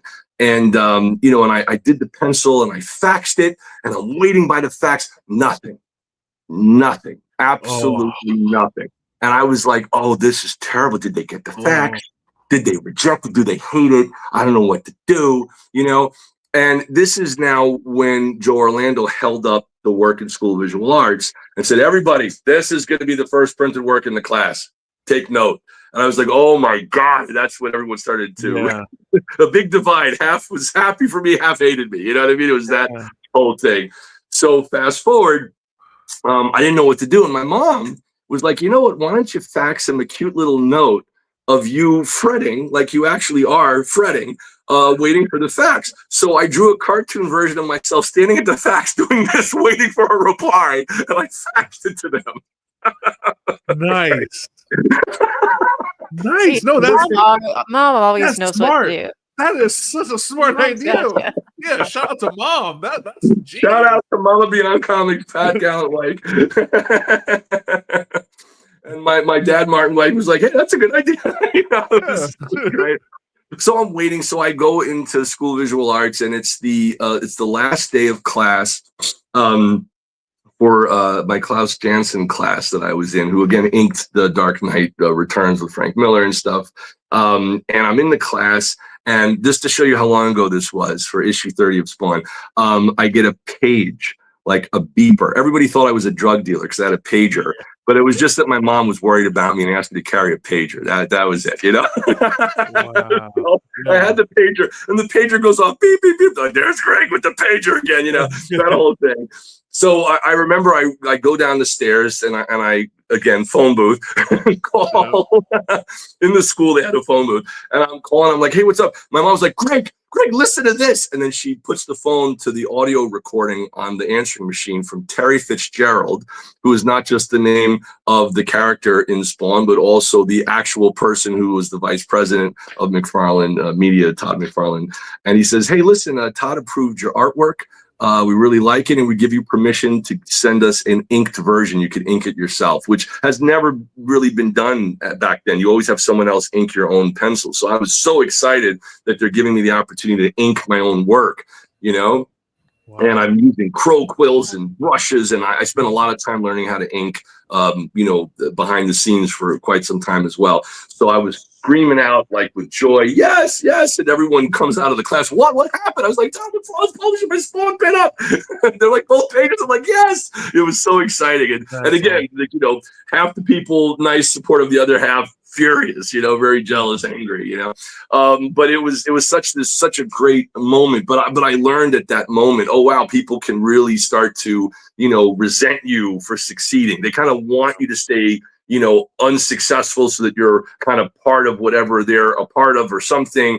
And if you succeed, now they automatically are resentful of you, which is really sad, because I felt like I had said earlier, I said, hey guys, let me introduce you to Todd McFarlane and Terry Fitzgerald. No, we don't need your damn help, blah, blah, blah, very angry. That crew is just the way they are, So fast forward, it took a long time. But then Ali Optics and Steve Olaf did the colors, and they sent me the comic, and it was the very first time in my life. And again, my dad, God bless him, filming this stuff, films me before it was a popular thing, doing like an unboxing and wow. Opening the comic and seeing my artwork, colored for the very first time, using this three-dimensionalized color, which is standard today in comics, but back then it was unheard of. And seeing all the different shades of reds and blues and greens, and turning the line art of Spawn's magical glow into this kind of green thing, and it was just a spectacular moment. Actually, wait a second, I pulled this. Let me just see if I could pull this out for you guys here really quickly. I think I might have it. I remember I wanted to pull it out for you guys. If I have it here, let me just take a quick peek. If I do, I will show you. I think I have somewhere in here. Let me see if it's in here. I thought I might. Yeah, I do. All right, cool. So let me show you guys this so you can see it here. So this is the issue right over here, Oh. issue 30 of Spawn. And then my very first paid job in comics, and Tom McFarlane and I did a video talking about it together. And then that is my drawing. Oh, 19 years old. Amazing. There you go. Oh. And Spawn Beautiful. versus Angela. And the cape, I spent so much time on the wrinkles in the cloth. And the little monkey skulls you see over there, and this whole image here. Wow. That's incredible, man. Thanks. So actually, I just put a signed print of it up on eBay if somebody wanted it. I just thought it might be fun. So it's on the eBay there. But there it is. That's the original drawing right there. You see how they turned the line art into like dark green for around his hand. Yeah. Mm-hmm. And then as a tribute to this, one of the things that I did in my current comic book, Gekido, is, and I think I had mentioned this to you guys last time, is I wanted to do a little tribute poster to that. So I did this here of Ice-T's wife Coco as our character Cleo fighting Gekido. Oh, yeah. Nice. Nice. So if you hold them together, you can kind of see the tribute of the pose. So 19 now. Wow. So there you go. It's been a long way, a long journey, as they say, Greg, So man, you get to do that. you have such good speaking skills. I don't understand how Great you were storyteller. left Great in a storyteller. room Yeah. by yourself for so long and not be able, because we're definitely past time, but I don't want to stop. Like and Thanks.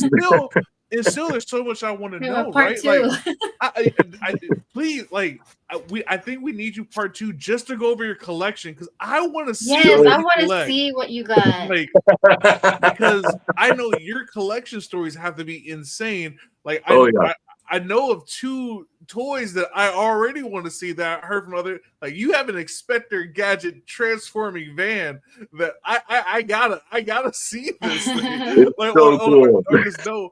And then another thing is and if we can definitely just have you back just to go over your collection. Oh, that'd be so much fun. Yeah. Yes. All right, cool. But Absolutely. I do have one more question for you, and I don't know how you're doing on time. I'm sorry. I'm sorry, ladies. I took over. I'm excited. It's No, all it's good. like, yeah, this is good. So, And by the way, I wanted to say before I forget, so all this, I'm so sorry it took so long, but this was to answer your question. When did I feel that I finally was in the room? you are good. You're good. Doing man. doing the autograph signing for the Spawn poster at comic book stores was my first time ever signing and being on it. And fast forward to when I was with Ice-T's wife Coco and Adrienne Curry, winner of America's Next Top Model, at Comic-Con signing for the Gekido comic book on their TV show. That was a big breakthrough. That's when I felt like I made it kind of as my entree as an artist into comics, and then for my own creations, with them. So that was great. And then, of course, getting Kari Tagawa, star of Mortal Kombat and The Man in the High Castle on Amazon Prime, as our supervillain, Lord Shinryu, in the comic book. That was a huge breakthrough for us, and that's him. For those of you guys who remember him in the original and the new Mortal Kombat video game 11 as well. He's been really great, so I drew him as the supervillain in here. Available at VeVe.me. Okay. Right now, go right now. You can get your digital read-only copy right now, $5.99. Go into the green app right now. All right, I just one more question, and again, I don't understand how they did not let you speak, man. You are a wonderful storyteller. This has been very entertaining. I really, your energy is infectious, and it's just really cool to talk to somebody who really loves their craft and does what they love for a living. Like, you are like a living testament of just don't quit on your dream.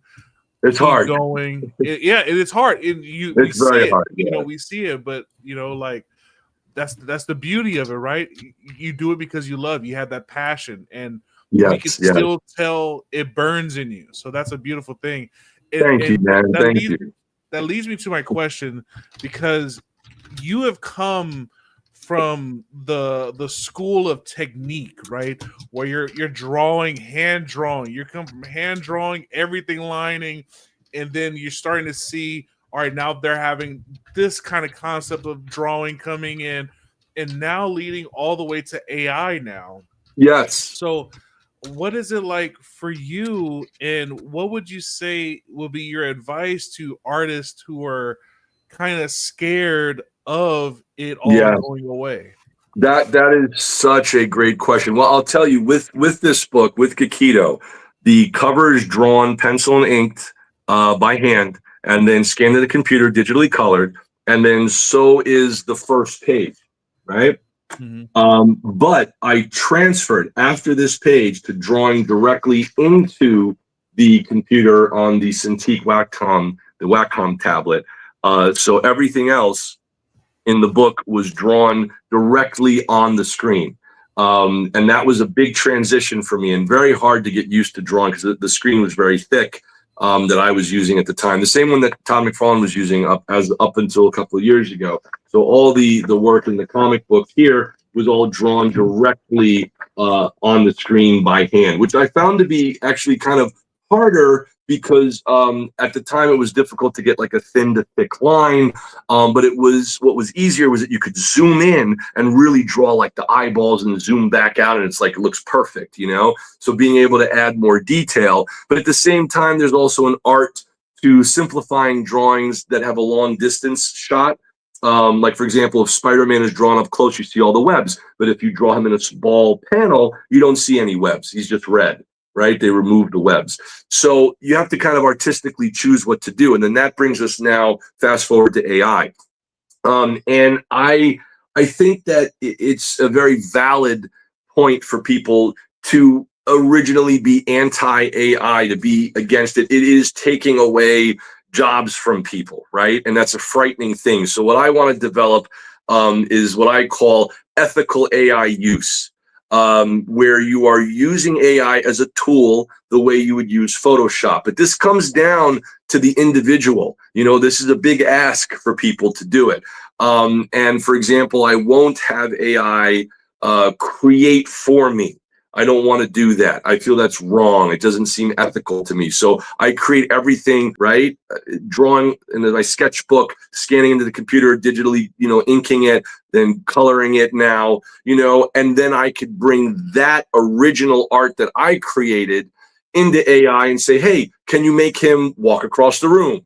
That I feel is fair, because that's just a time saver. You know what I'm saying? Instead of me having to draw 24 different frames to get 1 second of motion of the character walking across the room, just draw the first image and then draw the last image and say, okay, AI, animate the in-between of my work. It's my own creation, and use the AI as a tool ethically to make it move. That for animation, I think, is acceptable. But again, people now have access to AI. They could do whatever they want. But I feel if you do an entire thing where you're letting the AI create everything based on a prompt, you're removing the soul and the humanity and the emotions that went into the creation of that original, you know, content. But the advancement of AI is getting to a point where it's very difficult to tell what's AI. I myself am having trouble distinguishing the difference as of yesterday between AI. I was able to tell last week. This week I'm having trouble because it's advancing that quickly. So even I am like, wow, that line does look like a human line stroke. Is it? I don't know anymore. And then, oh no, that is AI. But as a test, I took that Spawn poster and I ran it into the AI reader to see that the text if something is AI. And even though I drew that thing 20 years ago and it says, you know, hand drawn, penciled, inked, all by hand, it said 98% AI. And it was wrong. It's 100% not AI. It's 100% hand drawn. So those detectors don't really work well yet, you know? But I would tell people that right now is a sweet spot. It's a moment in time that it's just starting. It's not in the hands of everybody. Everybody has access to it, but a lot of people are scared to try it. They don't know how to use it. I only started using AI as an experiment 2 months ago. Like literally hardly ever. I tried a little something here, a little something there, but consistently we have the new, like the new trailer, the animated cartoon trailer. And I used a little bit of AI for some background and in between animation moments, which helped. And then we did some stuff completely keyframe by hand as well. And I worked on that thing like for a very long time, and AI still has trouble with two characters. They merge them together, they blend it together. You have multiple fingers. It doesn't understand. Sometimes the arms and legs vanished, so you can't use that. So I had to go in for my own animated trailer and frame by frame, draw in parts of those things as well. So it can't be used perfectly yet, but it will be. So for those of you who are artists, don't be scared to use it or be against it, because the world is using it. So, and don't let it use you. So don't let AI master you. You become the master of AI. You use it as a tool. You're an artist. You have creative skills that can't be replicated. Use it as a tool and become empowered by it if you can, before it takes over. You take it over before it takes over us. We have to take it over respectfully. And remember, AI, even though we may not like it, is in essence a digital child of ours, because it literally is trying to do what we tell it is right. This looks right. It says, okay, so we'll keep replicating that since you have told us this looks right. You see what I'm saying? It doesn't know what's right or not, or what looks right or not. That's why the first AI looked all weird and garbly, but it has that little box, thumbs up, thumbs down. Does this look right or not? Why? So we're training it, and it's literally our children. The AI is, in essence, our future digital child that takes an amalgamation of all human beings in the world and puts it together and spits out, this amalgamation of what it thinks we want to see is correct. So instead of us being against it and hating on it, which I totally understand, it's a terrifying experience. I think it's better that we learn how to use it, so that we're in charge, because it very easily could slip through our fingers if we're not careful. And I do believe that safety, ethical protocols and parameters need to be placed on it, especially so that kids in high school don't use it and put someone's face on and make a adult film out of it, or something inappropriate that could hurt kids, and I'm very worried about kids and youth and making sure that there's mental health protection for them. And I think that also the unethical use of using people maybe who have passed away without their permission. There's so many parameters that need to be set in motion. So the technology came out faster than the laws to protect people's image and likeness, which worries me. And also there needs to be an opt-in, opt-out for artists and writers. Opt in if you want the AI to learn from you and use some of your stuff. Opt out if you don't. Let us have rights as artists and writers over our own content, whether or not we want the AI to learn from it or not. Very important. So that's my stance on it, I think. And we need to protect artists and writers at all costs and try to use this as a tool, No, Exactly. that great statement. And I definitely agree with you're saying. You have to teach the AI. You have to control it before it controls you. Wow. Just ladies, you have anything for Greg? Man, like wow. No, the only thank you so much for joining us today. Sure. But I guess my biggest question is, so you have your artist proof coming out on the VeVe app soon. Yes, When end of can December. we expect another issue? And will it be Ravedactyl? Will it be Tricity? Do you know what the Good next book question. will be? The scripts are done. So I have the scripts, the movie scripts done for Ravedactyl. I have the movie scripts done for Codename Justice. I have almost just editing the script for Tricity right now. And those are done. We'd have to translate them into comic book script format. And literally, we're trying to raise funding right now so that we have enough funding to be able to focus on producing the next books. In order to do that, it's literally going to be about 36 hours per page. Pencils, inks, coloring, printing, word balloons, getting it ready for printers and then for digital. All of this stuff takes a tremendous amount of time. So we need that funding in place so that we could produce it. It's much harder for independent artists to be able to do that. Otherwise, we have to take freelance jobs and other people's creations and works or things that we have to do just to pay our bills, and to pay rent and eat and things like this. So we need funding so that we could actually do this nonstop 24/7 and start cranking out some of these new books. That is my dream, to get them out, and share it with everybody, because the stories, man, the stories are so intense. Like for Gakito, for those of you who haven't read it, he lost his memory. He doesn't know what century he's in, but he wakes up and he's being attacked by ninjas, and that's it. The ninjas are attacking him, and he has to figure out immediately how to get through that and navigate through that attack. He doesn't know who he is or what powers he has or what's happening.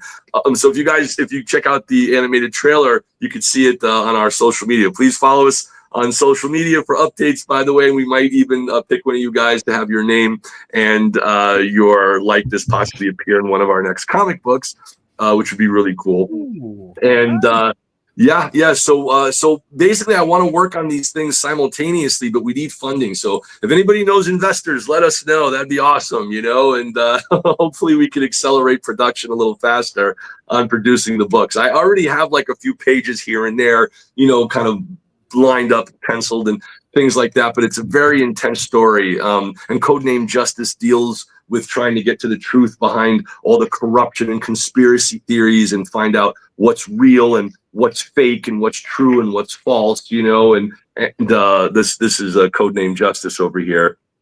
Yeah. You guys see that right there. And then for Ravedactyl, that's very intense. That's like my baby. That's my intense storyline that I think is going to blow people's minds. It's really, really intense story. It's kind of like, imagine if The Matrix meets The Dark Knight. It's a very intense film, and I think it's going to turn people upside down. And there's like little hints throughout the entire screenplay. And this is the one that I was telling you about that I had them kick my behind on, and when I submitted that script, specifically Ravedactyl, to the very, Emmy award-winning famous screenplay writer, he read it, and I never forgot his call. He calls me up. He's very busy. He has no time. He says to me, he's doing stuff for Netflix and Disney and stuff. He says to me, listen, Greg, he says, I read the superhero story, Ravedactyl. He's like, I've never seen anything like this before. He said, it's very good. I said, oh, really? I said, thank you. He says, but why did you stop there? I said, what do you mean? He says, why did you stop there? I said, stop where? He's like, at good. Why didn't you make it epic? I was like, how do I do that? I am listening, Master Yoda. Teach me the ways of the Force, And he said to me, which is rather recent, he said to me, he says, I do not have time. He says, but you and I'm making a 17-hour slot for you on Saturday. Get on the phone with me, and I'm going to teach you how to make it epic. And then on that Saturday, we got on the phone, and like a word surgeon, we went through that script, like word for word, the first few pages. And for again, about 17 hours or so. And he was like, okay, that's good. He's like, make it better. I was like, how? And we start going and going and going. And it's like, he's pushing me and pushing. It was like drill camp. It was intense. And it got to this point where this thing happened in my brain for real, where he unlocked something. And it's like Neo at the end of The Matrix. You start to see the code, the structure behind the words and the idea. It's not enough to have a good idea. You need the structure, and you need to be able to do something better with it. And he just unlocked this thing in me, and I was able to see it.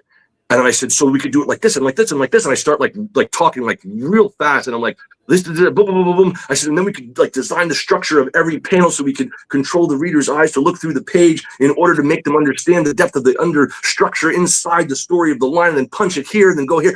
And then he's like, have a good day. You did it. And he hung up. And I rewrote the whole thing. And I was like on fire, man. I was on fire with it. you know, and shout out to Brian Greenspan, by the way, who also did some terrific editing on the original draft, which helped me kind of as well tighten it before I showed him. And then when I showed this incredible screenwriter who put me through boot camp, wow, you know, shout out to Chris Silva, man, really, really good stuff. And it really helped me. It really helped me kind of understand how to visually tell instead of say or speak, you know? And it was very important to learn how to do that. But I got so intense with it that I started designing the words on the page as like a Rorschach symbol. So like a Rorschach, you know, structure. So you are subliminally seeing shapes while you're reading the script pages, you know, which was like crazy. Like I was like in it, like boom, boom, boom, boom, boom. It was like, it's a different zone. You know, you have to disappear from the world and just zone into it. And that's the way I'm writing these screenplays and these scripts. And I really hope it pays off. I wanted to do something because I was 6 years old when I saw The Empire Strikes Back. Spoiler alert, everybody, where Darth Vader reveals he's the father, you know? And What? I I didn't see it remember. yet.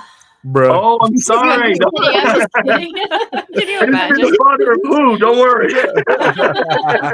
He's the father of someone, you know? Somebody. Listen, if you haven't seen it, 40 years to see it before you were born. This should have been implanted. No, I'm kidding. Yeah.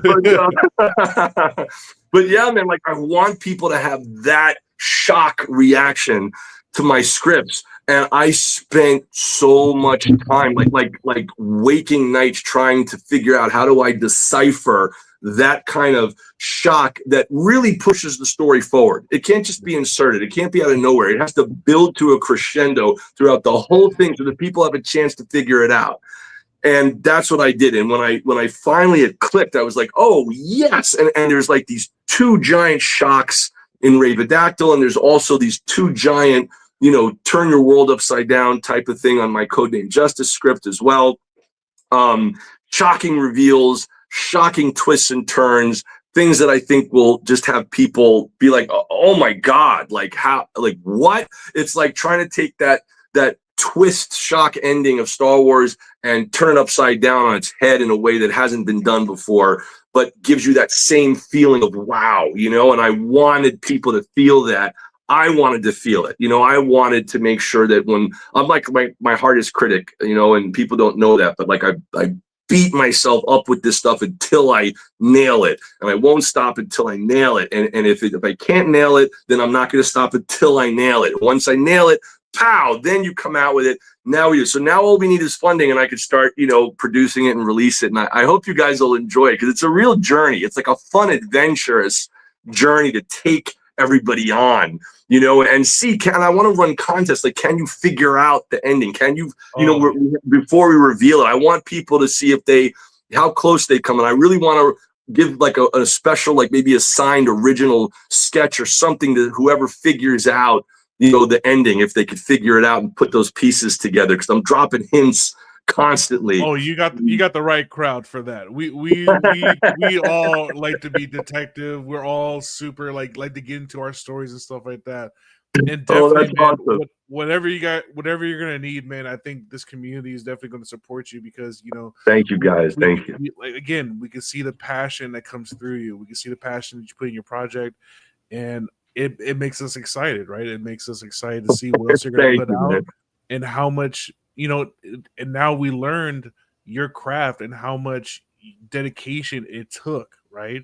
Just to do a page. And now, you know, hopefully people come out of that with, you know, the perspective like, look how much work comes into these things that we collect. It's really true, man. You know, that's beautifully stated what you just said, because people don't realize, like, you know, when you're sketching and penciling, first you have to plan out the whole book in like a rough storyboard format. That takes a long time. And then you pencil for about, you know, 8 to 12 hours. Then you ink it for about 8 to 12 hours. And you digitally color it for about 10 hours. You know, when you put it all together, you know, maybe 12 hours if there's a lot of detail, it's about 36 hours per page, including adding word balloons and just putting the dialogue and making sure it fits together and tells the story. So it's a whole thing, you know, but I hope people will enjoy the animated trailer. I don't know if you could pull it up, maybe show them like the little preview because it has all those characters in it. Yeah, let me see if I can pull that. Is it on your YouTube? Yeah. Or, If you go right okay. to the YouTube channel, it should be like the third to last video, I believe. All right. As I do that, D, did you have a question? No, I just wanted to say a huge thank you, Greg, Oh, of for course. coming back on and just talking story with us and sharing your your backstory. And you have some really amazing experiences, funny experiences, but it all like led to where you are now and your success and what the future holds for you. I'm very excited. Looking forward to seeing your collection when we have you Oh, back thank you. on. See what's behind the scenes. We just love to see what people like collect and Oh, thank stories you. behind all that. So Thank I'm you. sure So you have I'm lots of literally stories. like unpacking some of it now. Like I have a whole bunch of, different stuff. I got this guy out already, Silverhawks. You guys remember him, right? Oh wow! Oh, that's cool. There's a whole bunch of different characters, and I always love these little things here. There's always so many fun things to play with and explore and be inspired by. I love holding imagination in your hand. Like when they did our action figures, oh my God, that was like such a dream come true to have that produced and made of our character Cleo and our other character Tricity. And this is if you guys look closely, those are the action figures there. Oh, okay, yeah. So that was just such a blast to be able to get out those action figures. These two right here. To actually like hold it right and see like what your work has come to. Yeah, that was mind blowing. And God rest his soul. Before my dad passed, Martin Weich, he had the first issue of Action Comics #1 Superman back in 1938 when he was 6. And, he gave it away. I told you guys last time to this teenager when he grew up and hoped somebody would enjoy it. And then that sold for $6 million. Whoever got that money, we wish he held the comic. But my dad and I used to play with toys and action figures. So, I had the prototypes finished before he passed, and he got to play action figures one more time with me, with my own figures and my own creations. And he was smiling from ear to ear, because he was such a big fan of comic books as a kid. And then to have him make it his own kid who made toys for us to play with was a wonderful kind of coming full circle together. And as a gift for my parents' anniversary, they were married a really long time, almost 50 years. It was getting close. Wow. Awesome. And I made action figures of them as Ken and Barbie and gave it to them, scanned their face. They didn't know it. Yeah, I took a scan of their face. They thought it was like a long photo, but I scanned their face and then, turned it into actual action figures and gave it to them. And they were so happy. It was great. That's that's cool, cool. man. Greg, man, I really appreciate you coming on, man. We're gonna leave it off with your. We're gonna leave you off with the trailer. Any last words? Again, congratulations on your sellout. Thank you so much. Thanks to all you guys, the VeVe community. Love you guys, man. Thank you. We got to stick together, man. Yes, sir. Again, we're definitely going to get you back on here, man. I have to know about that collection, man. I have to know. Again, man, what a great storyteller. Thank you. Thank you, guys. Thank you. And thank you guys so much. And please follow on social media if you get a chance. Again, it's here. I'll hold it up so you guys can see it. It's at on X or Twitter at BeyondComics, not to be confused with the comic book store, but at BeyondComics. You'll see my name, Graig Weich, above. Also on YouTube, BeyondComics TV, all one word. And then on all the other social media, Instagram, TikTok, Facebook, it's at Graig Weich, Graig Weich. So please follow along, guys. And I'd love to have you guys on board and see our next launch. Awesome. Yeah, man. Can't wait. All right. Thank you again, Greg, man. It's been a pleasure having you on, man. We'll see you pleasure, next guys. time. Thanks to all you guys for helping get the word out. Heck yeah.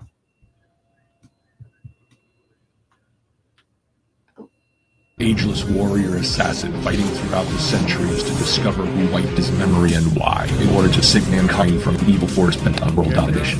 He must fight his way through an ancient merciless ninja clan. led by his oldest nemesis, Lord Shinryu. It officially stars celebrities drawn as characters including Hiroyuki Tagawa, Shang Tsung of Mortal Kombat and the Man in the High Castle on Amazon Prime as Lord Shinryu, and from Law & Order's Ice-T's supermodel wife Coco as Cleo. Yukito features a preview of Ray the Gacto.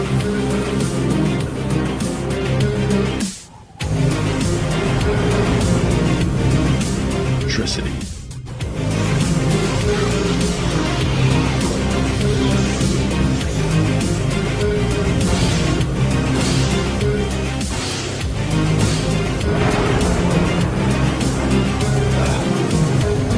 And codename. Oh, I didn't know. I don't know about the background music. My bad. I just got a word from our producer. No, it's on. Now I can hear you guys. Yeah, all right, cool. Yeah. This is crazy. but the sound just cut out on the trailer though. Yeah. Oh. Yeah, we can't play it because we don't own it. So we don't. No, I give you permission. It's okay. Your YouTube doesn't know that. I actually own all the audio on that in the video. You're good. I will not flag you. Wow. So right now it is available right now, guys. Make sure you get it in there. Scan the QR code. It's on VeVe.me, Amazon Kindle, Global Comics, Diamond Comic Distributors, Comixology, Amazon. Get it. Support our friends. Get out there and make sure you go to BeyondComics.tv. Let's go. Awesome. Let's go. Right there, they have a whole thing. It shows you a little bit about everything, and then you get the different variant versions right there. Support our friends, guys. Let's go. We want to see this movie. We need to see this movie. Yeah, put the links in the chats too if you guys want to follow. Right on. Thanks again, Thank Greg. you, guys. Thank you, Greg. Wow, what a great! So good. I love good conversations like that. Me It too. feels good. It feels good, man. Shout out to Greg. I wanted to talk about his collection, but I was like, dude, we are so above time. But this story is so good. Yeah. I know. It was good. There's no Just have way, to do it again. right. What a really cool guy. Really cool story. Speaking of really cool, jeez, look at it go. Oh wait, I'm not even showing. I'm not showing anything. My bad. $14,000 for our guy. We are blasting this, guys. We are killing this. This is a great job. Support your friends, man. Support your friends. Still 31 days to go. Still can support any way you can. Shout out to David. I know this is super duper exciting for them. Nice. Let's go. I know all of you guys have been waiting for the giveaway. Let's go. Make sure you put in the hashtag Turtle Power. Turtle Power. That's right. You have to have the patience of a turtle to get in this giveaway and actually be here still to win. Let's go. Let me remove my screen. Put yours up. Let's go. 16 people in for the giveaway. Make sure this is your last chance to get in there. Maybe Majin went to sleep, huh? Maybe we went too long and he napped, and now it's an opportunity for you all. Let's go. All right, we got 16 people. I think there you I was just gonna say his bot's in the chat somewhere. You thought he was sleeping. He's still here in your dreams like Freddy, baby. Let's go. Yikes. All right, 16 people. Let's run it. Let's see who's gonna go away with the VeVe sponsor giveaway. Shout out to VeVe. Good luck, everyone. Good luck. Giving us the giveaway every week. We are proud of VeVe affiliates, and that is we win. We win our own giveaway. We win. Can you imagine? The uproar. Imagine. All right, we rerun it. Here we go. Here's the real winner today. It's gonna be DDS. DDS, are you here? Are you here, DDS? Are you still here? Let us know. Let us know. You have 90 seconds. 90 seconds. That last time, all right, DDS, come on, you gotta get back to the phone. Stop playing the drums, listening. man. Get back here. Let me know you're here. Oh man, what if he's in the office and he can't get to the phone? He's trying frantically to get there. I'm here, please. Let's go. Stop cleaning teeth. Just stop where you are, pulling out some molars or whatever with some teeth, and just say you're here. Like even a dot, a period would work.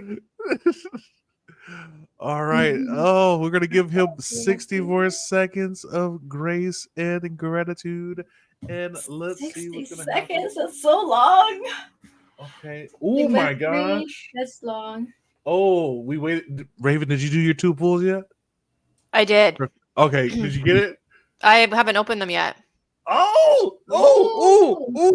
Can you show your screen? Wait. Right now or after this? After this, my bad. I got too excited. DDS, you have 30 seconds, my friend. 30 seconds, DDS.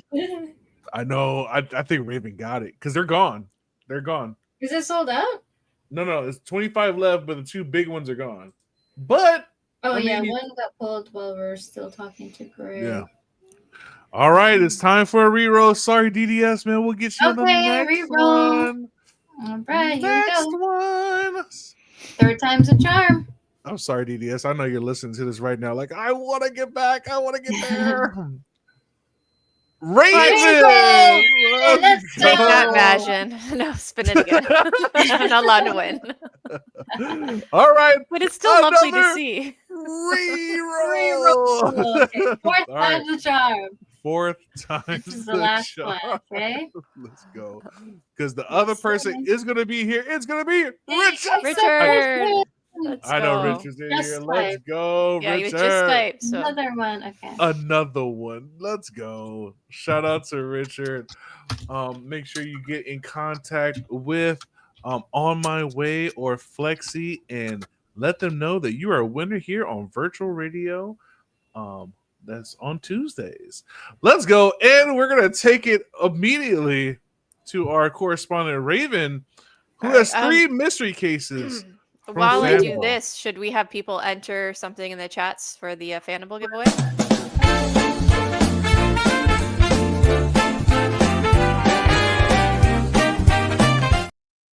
I knew if I was patient, I'd get it. Yeah. But she was not talking. I said the secret word.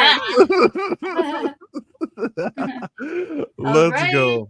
Put your crackers in the comments. Yeah, put the quacks in the comments. That's what I'll be doing if you guys can take over. All right, I'll Does go Raven with... have the grill? I'm not going to open this one because this was my very first secret case, so I'm going to keep one in the case. Ooh. But this was one I bought when we went live, and then I bought the one when I went below 50. Cases Ooh, left. let's go, Raven. I was trying to click on the StreamYard. Didn't work. Here we go. Let's go, Raven. Let's go. Here we go. Case number 812.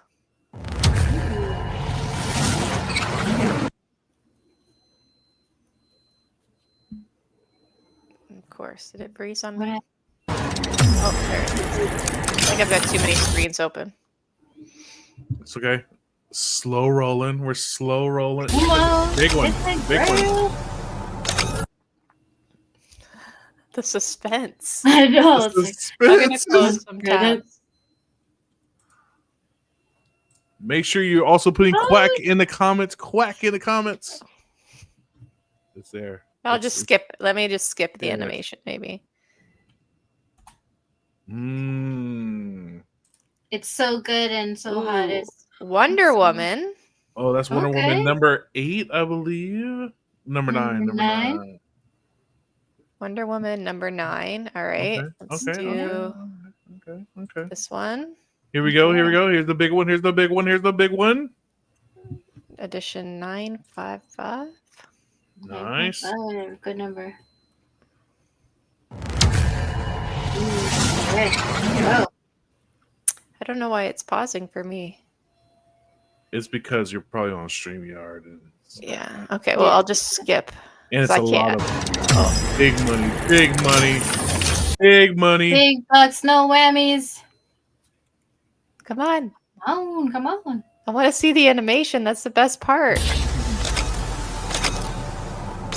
Do it. Oh, Do the thing. Do the thing. Do the thing. The thing on my jig. Come on. oh, it's about to spin. All All right, See, it's got this is 3 more awesome. seconds, and I am just going to skip it. All right, let's skip. Come on. Iron Man. Ooh, Nice. Nice. Kind. Let's Siggy. go. Let's That's a view nice that one, bad man. boy. Let's get Iron Man it. Legacy #1. Nice. Sweet. Signed by Fred Van Leet. Let's go. So yeah, you can already has an Nice. offer of 90, but Nice. Nice. There you go. There you go. paid Good 29. job, Raven. Let's go. go. That's a good one. Nice. Heck yeah. If you took Well, the offer, you would have enough for 2 more pulls. Well, no, you ran out of pulls. Never mind. I'm all done. Yeah. But I For got a a side signature. You got a signy. Let's go. Yes. Congrats. Shout out to Raven. All right, make sure you put Raven. your quacks in there. Quacks in here. I only have 6 people so far. Only 6 little duckies on the race. Very good odds for that Mhm. $50 Fanable mystery case. You got Ooh. Mahalo, Majin. Holy Free Holy, Shankster, Ryan Lido, Fro. Okay. Oh, that's it. Doc, you want in? Doc, you want in? Put a quack. Put a quack. Put a Quack quack. it up. Quack a do it. Get no quacker in there. All right, but All those right. are good odds. I will do it with only 6. I will do it with only 6. Let's do it. Tip me. All right, let's skin it. No, what? Skin it. What? Skin it. Spin it. Oh, spin it. Oh, okay. Yeah. You're afraid. Yeah. I was like, geez, not the ducks. No skinning of ducks here. Yeah, we don't want to do that, man. All right, there goes Richard in there. All right, I'm gonna run it Nice. like this. Okay. Speak now or forever hold your peace because it is time. Share your screen. Yeah, I can't see your screen. Oh, my bad. Your duck race screen. All right. We now have our contestants. Last call. Last call. All right. We have our races. Let's set it for 51 seconds of drama. We Nice. have a Richard, Broly Tony, Ronnie Lido, Shakespeare, Holy Free Holy, Majin, and somebody down there that I forgot their name. And Mahalo. Mahalo. Here we go. Sunday. I know. WrestleMania. No. All right. Good luck, Buckies. We go. Molly Tony, Chris as a strong 3-1. That is very weird. I've never seen that done before. Ronnie's the clown. Mahalo sneaking in there with Majin. Green, blue, and red. Holy Free Holy. But the Fro, Strawberry Man. Strawberry. Richard the alien is falling in the back. Shake. The OG original touch all in the back. Gaining. Oh, there goes Majin. Majin sneaking in. Oh, That's the come strong.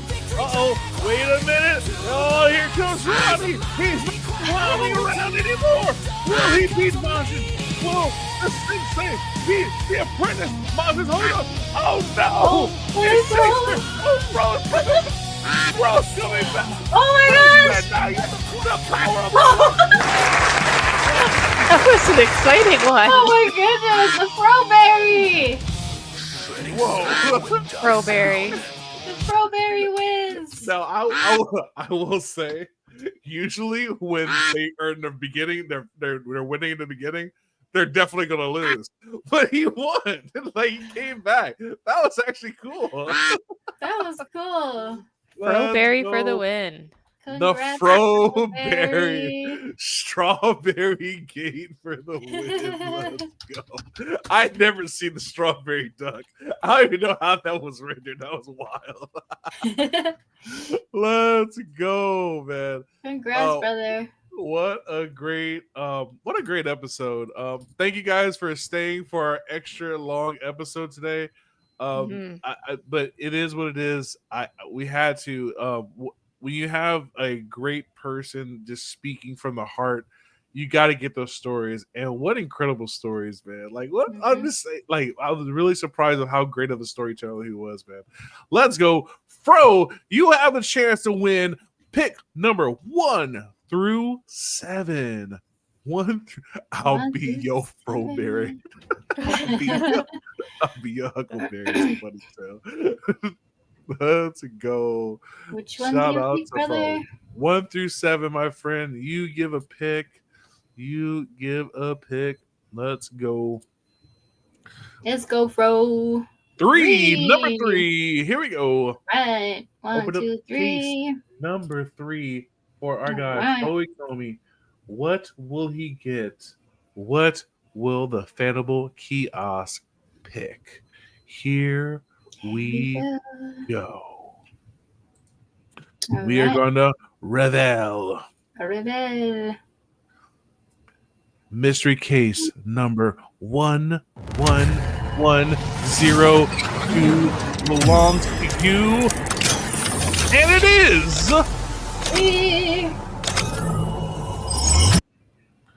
Star Wars Darth Vader number 59.6. Okay. Congratulations to you, Fro. Let's go. That's going to be coming to you very, very soon. Congratulations. Excellent. Congratulations. And, you know, if you don't want it, Fro, when it gets transferred to you, a beautiful thing is you can go to the offer tab right there and you can hit accept, and it's like it never happened. Money back to your account for another pool. Congratulations, Fro. Congratulations. Wow. And what a thank great... you.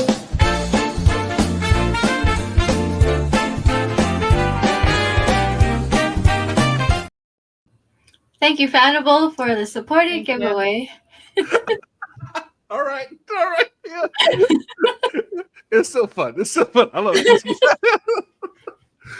Yeah, so shout out to Fanable, shout out to VeVe for the sponsored giveaways that they provide for us, for our community. I really love that we get to do the show. I love that we get to interview these people, get this energy, and hopefully, you guys got some good stories out of that, man. We're very lucky to start really getting into some real artists and some people with history and able to do that. So yeah, man, it's really, really cool. So yeah, man. Ladies, anything else for everybody? The only thing I have to add that we do have VeVe Discord game night tomorrow night. It will be Vegas themed with Decon Vegas coming up. So I'm gonna make up those questions. But yeah, that will be tomorrow, 5 p.m. PST in the VeVe official Discord. Awesome. Right.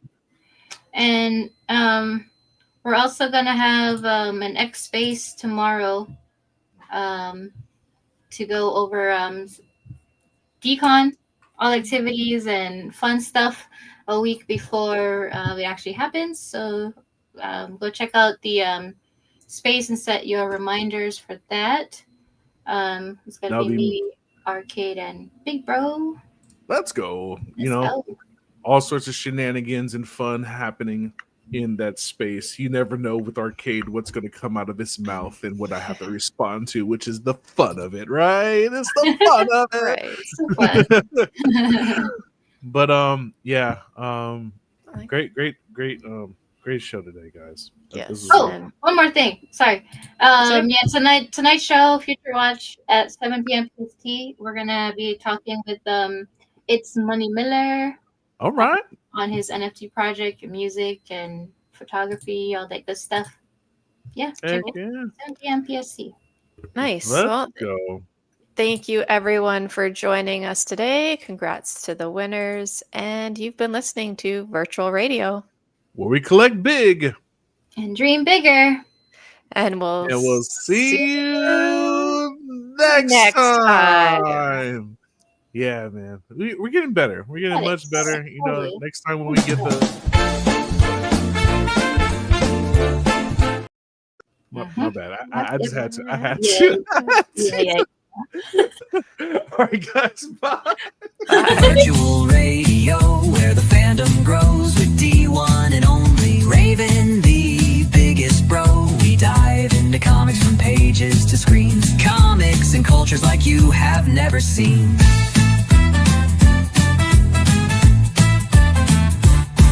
Get ready, kick back and enjoy the show. This is virtual radio.